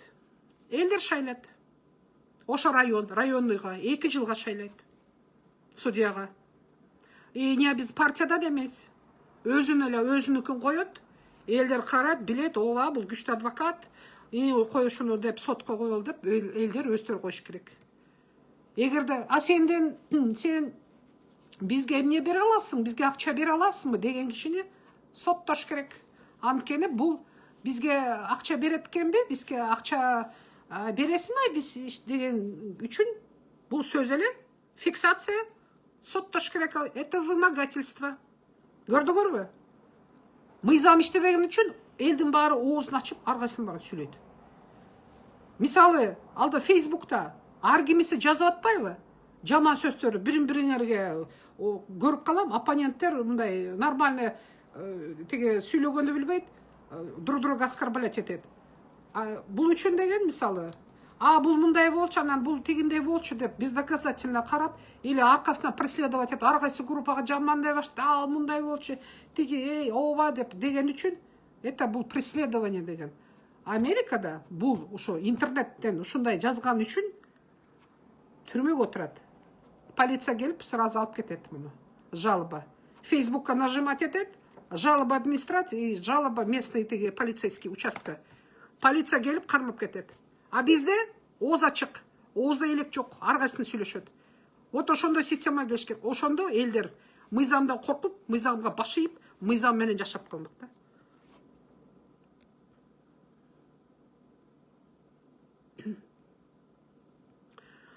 Ар бирибиз туура.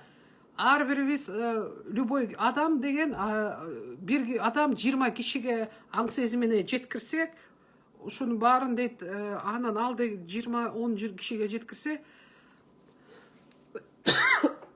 ой, кечирим сурайм. Ар бир адам өзүнүн багы ойлогон оюн өзүнүн тиги туура ушундай туура болот эле дегендердин баарыңар сүйлөшүп атасыңар азыр. Бүт жерде эле политика. Үйдө, базарга барасыңар, жумушка барасыңар, автобуска, маршруткада отургуңар, таксиге отурдуңар, баарыңар сүйлөшөсүңөр. Ошон үчүн бириңерге мындай айтып деп, мондай экен, кой, андай болбошубуз керек деп. Адам бизде баягы Советский Союзда калган бизде нерсе бар, бул привычка, да, бизде как бы это как бы такая негласная такая традиция калып калган Союзда, порицание, осуждение или там бириңирибизге общественный неме дегенче. Мисалы, болбойт экен мындай, кой антпегениң тигиндей экен деген. Бизде бар бизде. Анан ошо оюңарды бөлүшүп, жок, сен туура эмес кылып атасың сен деген. Мисалы, азыр деген Садыр Жапаровдун эмеси, авторитети аябай түшүп кетти. Багы элдер көп ойлорун өзгөрттү. Башында да мени жаман көрүп чыккандар кайра мага жазып атат, сиз туура айттыңыз, көрүп атат чын эле. Тиги туура эмес, көп нерсени билбейт экен, коркунучтуу атат, кимди шайлайбыз депчи. Бириңирибизге айтып, түшүндүрүп, билгендер айтып берсе, билбеген киши, билбей түшүнбөй бараткан кишиге түшүндүрүп айтса, бу жер мондай болуп атат, түшүнсөң деп, ар бир өзүңөр сүйлөгөндү билесиңер да, биз кыргыздар, мы все разные, баарыбыз ар кандайбыз, ошонун өзүнүн деңгээлине уровень равный к равному болуп түшүндүрсө, жетет да баарыбыз аң сезимибизге. Биз бириңибизди ойго түшүрүбүз керек да. Но все ресурсы страны продаются даром дейт. Көрбөдүңөрбү, жетим тоону килтейген 3,5 триллион турган тоону, ушунча сокровище бар экен, 3,5 триллион доллардык сокровищени 300 сомго сатып ийиптир да. Аны да жакшы деги жогорку кеңештин депутаттары аны дагы чокуп чыгып токтотушту, раз тиги эметип атып, аны расследование кылып атышып. Ошого да рахмат. Ошондой, силерде суроо болбосо, анда на этом все мен бүгінгі, наверное, жетішті дағы. Егерде просто сілердің араңардан кто-то захочет со мной мында побеседовать, айтып, баяны жалко, что теге Москвадан без прямой эфир қыла албай қойдық, көкөбіз по техническим причинам. Мен қоштым, ал кеші ма қошыла албай, шондай болып қалды. Егерде кто-то хочет со мной поговорить, просто, может быть, зум встречу сделать, пожалуйста, давайте обсуждать. 10 январьға чейін сілердағы айтам деген сөзіңізді айтып, сөйлесіп бір мұндай шығалы, запись қылып шығарып, елдерге көрсетіп, қорқпаулар. Біз қоғамбыз, біз активный болушымыз керек. Неге қорқосыңар, андай болбош керек. Бізде деген, біз еркен елбіз сөйлеп, айтып дегенге барына на всех, на каждый род не накинешь платок дегендей, бізде аргем өз салым қошуыз керек елдерге, айтып жеткіргенге. Су ресурстарының өзіміздің қызықшылығымызға чече албайбыз жада қалса дейді. Су бойынша бізде Қырғызстан деген, біз биік толы высокогорьеда жашаған адамбыз, бізде қандай ледниктер бар Қырғызстанда. Река Нарын әле, Нарынны башы, начало река Нарын бізден кетіп атады, емеден. Река Нарын бізден ағып барып тұрып, қанша суға через бүт кетіп атады. Ошо әле энергоресурсты образовать етіп беріп атады біздің сулар. Да, бізде сулар бар, еме сулар бір таинственный образом бағы водохранилищеда сулар жоғалып кетеді, қайра пайда болып қалады. Это все бар, это барын биліп, ашыққа шығарып, көріп, қарап, мер принимать етіп, аның барын тоқтатып.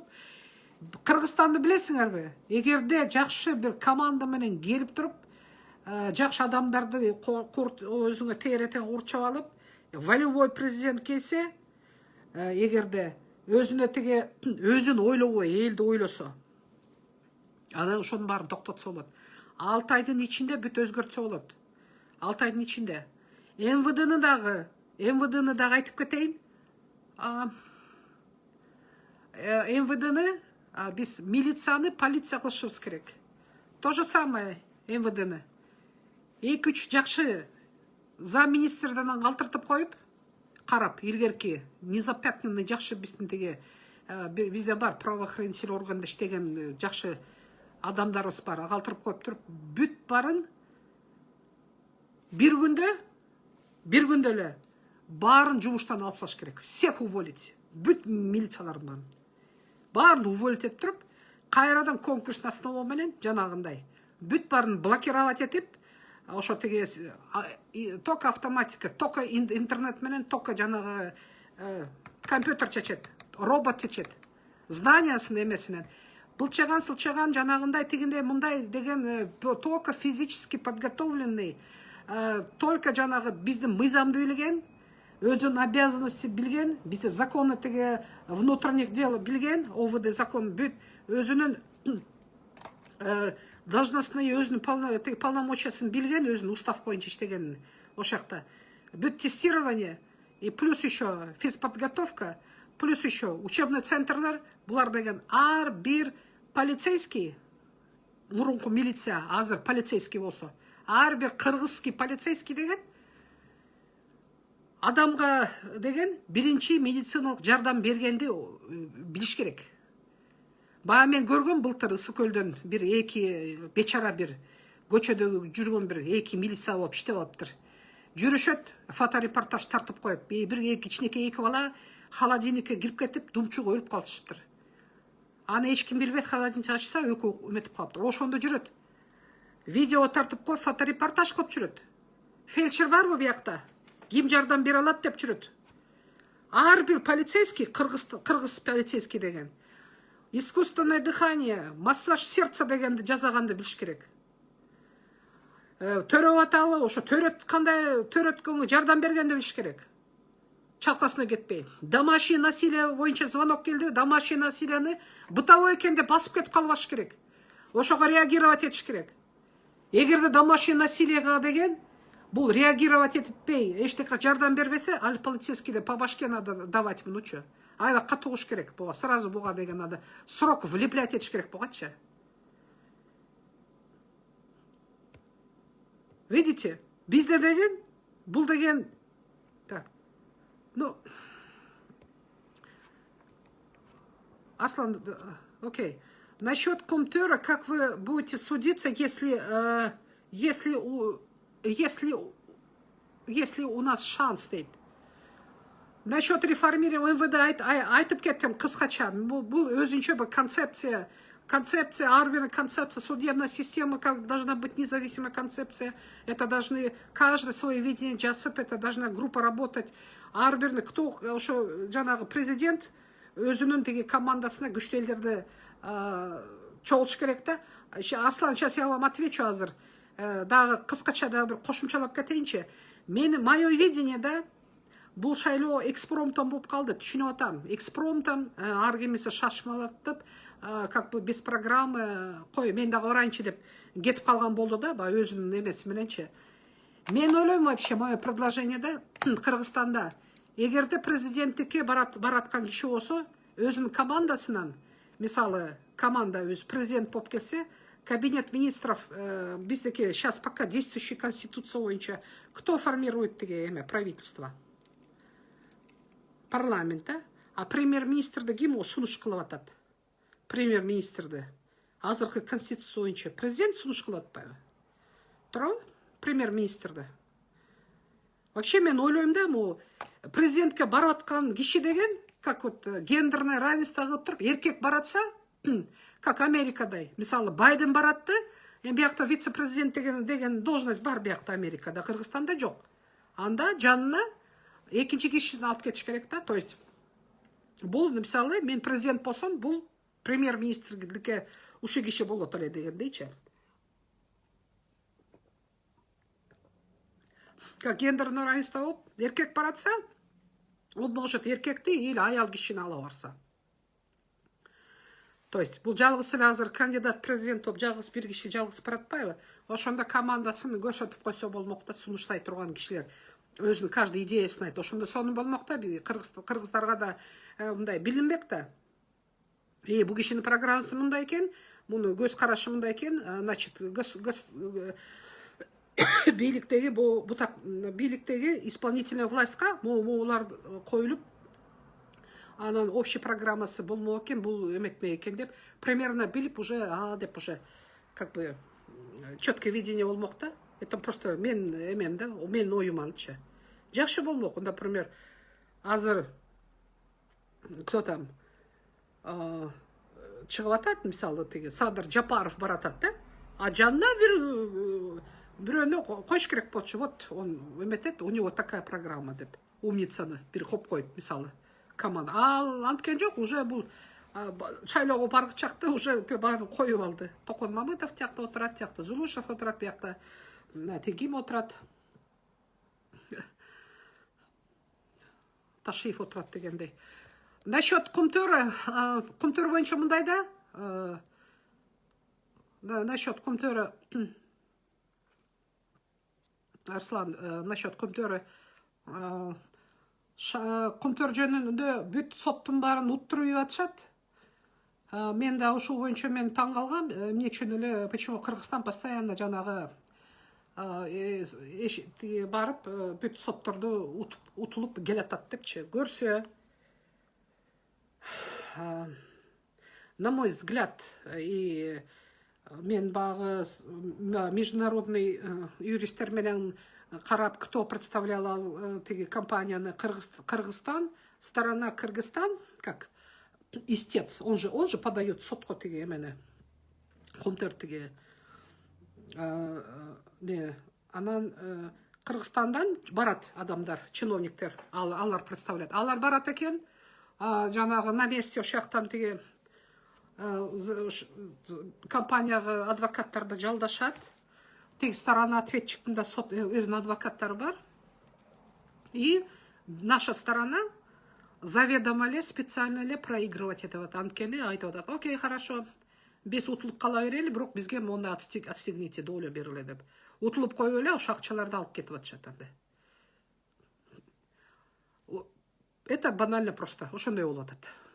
Барат, биздин сторона, истец болмуш этип, барып соттошуп атабыз дейт, анан утулуп берет, утулган үчүн жакшы акчаларды алат, отходнойлорду, без утулуп калдык деп келе берет.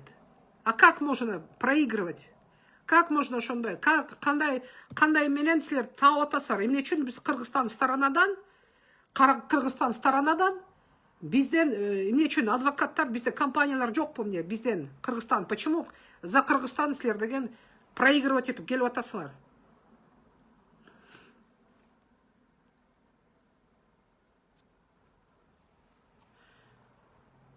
Как можно?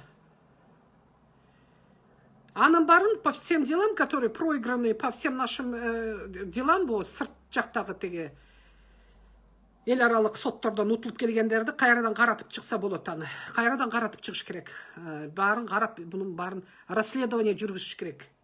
Кто был адвокатом, кто отсюда представлять эткен аркасынан бүт барын карап чыгыш керек, алардын барын. Просто бул деген, бул кандай, пусть представлять этсин, бул өздөрүнүн эмелерин берсин, жанагы налогтогу тиги өздөрүнүн декларацияларын көрсөтсүн.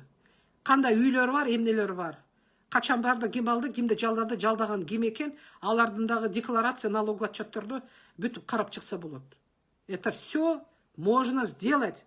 Просто этим никто не занимается, не хочет.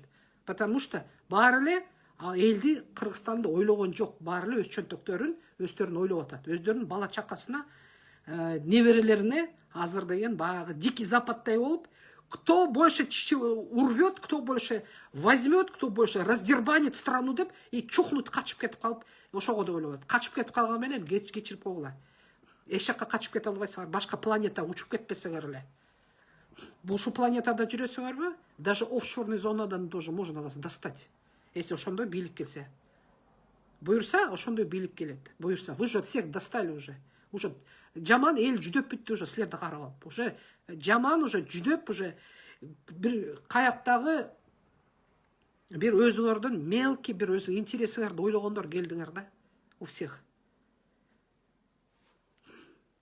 Сөгүлөп айтабы дейби, знаете, мындайда ар бир адамдын өзүнүн эгерде тиги так, насколько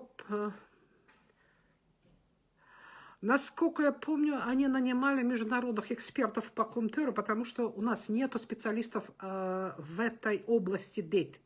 В этой области. Хороший вопрос. В этой области у нас нет экспертов. У нас есть диванные эксперты, да.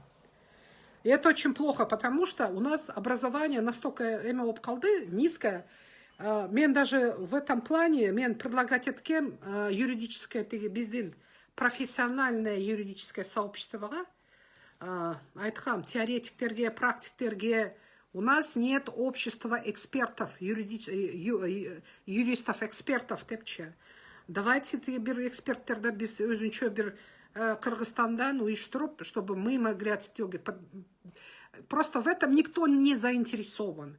Каждый адвокат, который есть лицензия, работает, он хочет без лишних головных проблем, без лишних каких-то, знаете, других каких-то политических этих, хотят просто работать на себя, зарабатывать и жить своей жизнью, да? Это ментальность. Это ментальность просто. Эгерде биздин, я рада, что биздин жаш мундагы юристтер балдардан бар арасында, ошолордон биз даярдашыбыз керек свое экспертное сообщество. Анын үчүн деген постоянно бул деген обучение керек. Адам деген өзүнүн юридический образование алып алдым деп эле отуруп калбаш керек. Юрист, когда считается он юристом, это не значит, что он заочно закончил, и эчтеке бир күн практикасы жок, ал юрист эмес ал деген. Это как бы он должен работать постоянно над собой, и он должен иметь лицензию. Он должен иметь лицензию на практику. Ага деген надо жесткий отбор делать, кого попало кылбайчы. Ар кимиси өтүп кете бербегендей кылып.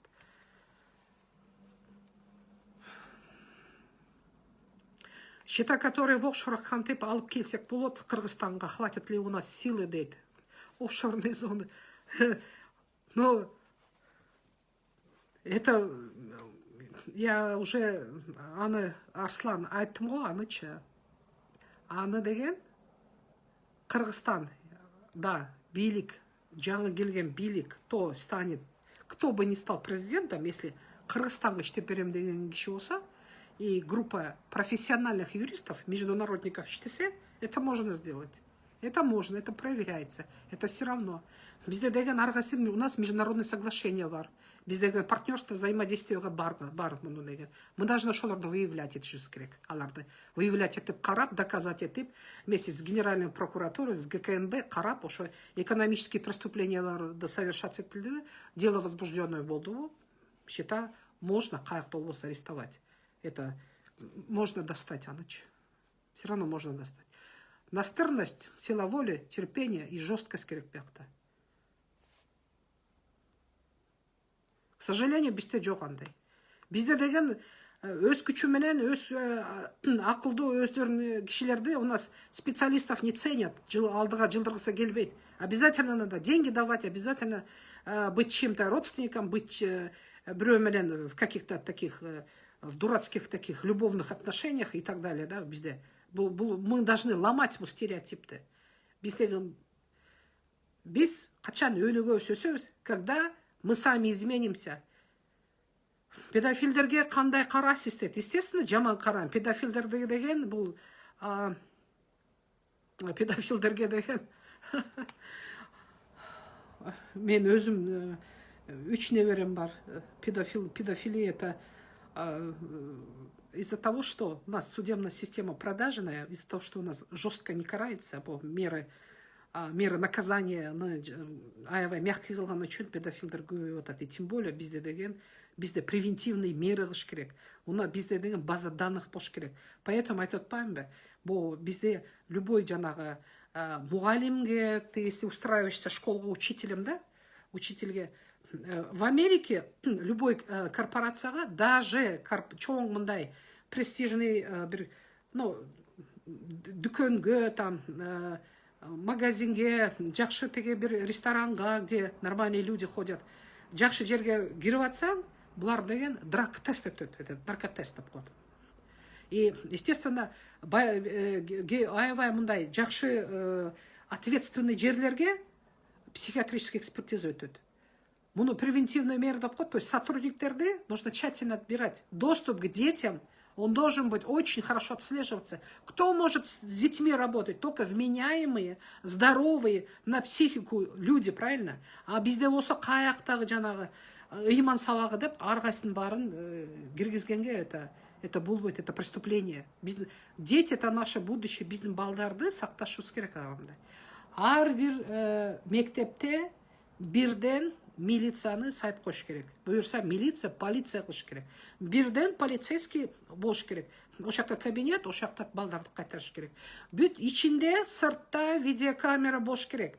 Детсадтарда, мектептерде, чоң жанагы университеттерде да то же самое. Аякта өзүнүн полицейский участок болуш керек. Университеттерде. Везде. Бүт жерде жанагы камера и камера реагирования бар. Сенсативный. Келип алып, ошака мисалы Америкада кампустарда, где студенты учатся, биякта деген эме бар да, видеокамералар бар. Аяка келип руками махать этип кыйкырсаң, камера наблюдениеден көрөт, ошака барып алып чуркап барат, значит что-то происходит деп. Bizde правоохранительный органдар быстро реагировать етиш керек. Жашынакка здоровый адамдарды на работу принимать етиш керек. Психикасы здоровый, теге образованиясы бар жакшынакай. Ошондо порядок болот. Ошондо өтпөстүгүн билип, өтпөй калам мени жумушка албайт деп жанталашып, элдер деген өздөрү над собой иштей баштайт. Ал жок, аяка моундай талап кылат экен, моундай тесттен өтөт экен, анан муну окуш керек. Ошону жаттап калат ошондо элдер. Жаттап, окуп, үйрөнүп, ошо жумушка теге конкурс болуп калат. Ошого чтоб жумушка алганга, ошо нанын таап иштегенге, ошо жакшы адамдар келет, и ошо иштейм деген элдер жанталашып, окуп, үйрөнө башташат өздөрүчү. А так баарын подряд көчөдөн алып келип алсаң, конечно, у нас бардак. Везде бардак. Везде.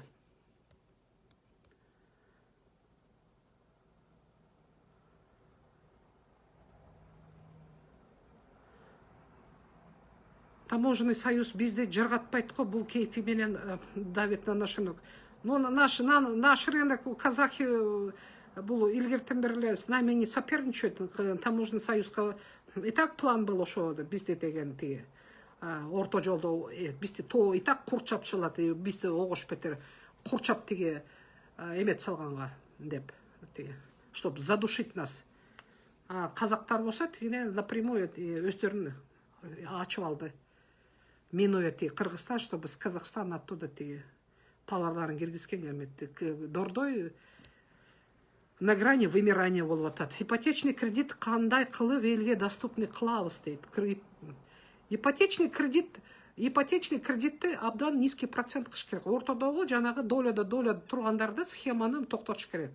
Бул прекрасно билинип атат. Мисалы, эгерде бұл деген национальный банк деген емелерді беріп отпайды, лицензияларды жана арғасы микрокредитный союздарда, арғасы банктарға, которые келіп ачылып атат, өзінің бағы требованиялар бар. Мысалы, уставной капиталы монша бош керек, чтобы как бы претендовать на статус банка или там кредитный союзды, там он бір топ киши келіп ачып алып, өздері ортого акча салып ачылып кетіп атат.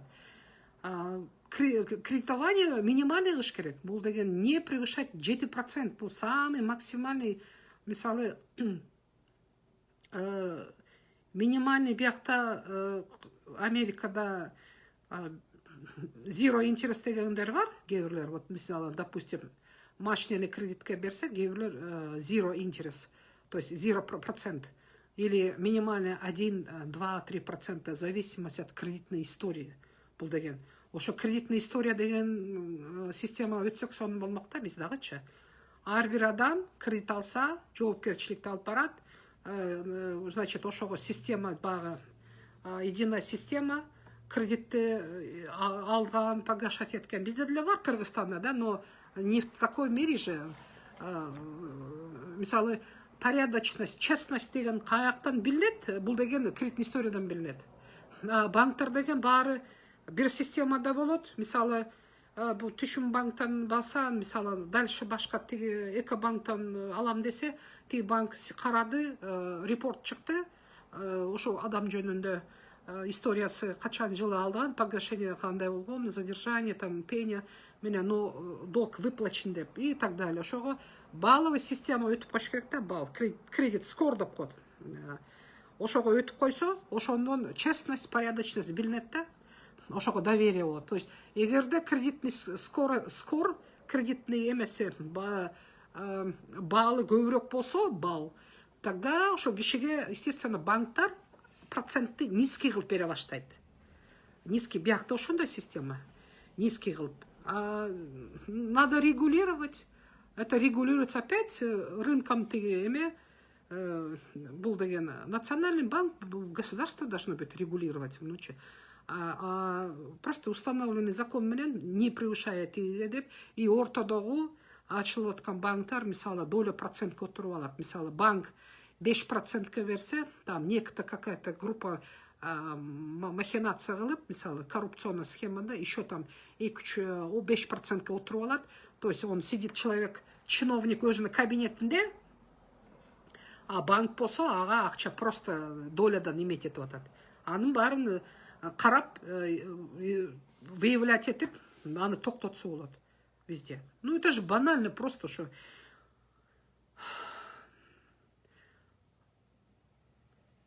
Арслан, вы меня вопросом уже засыпали. Внешняя политика, ваши взгляды, дейт. Внешняя политика. Мы должны со всеми дружить. Без баарыбыз менен дос болушубуз керек.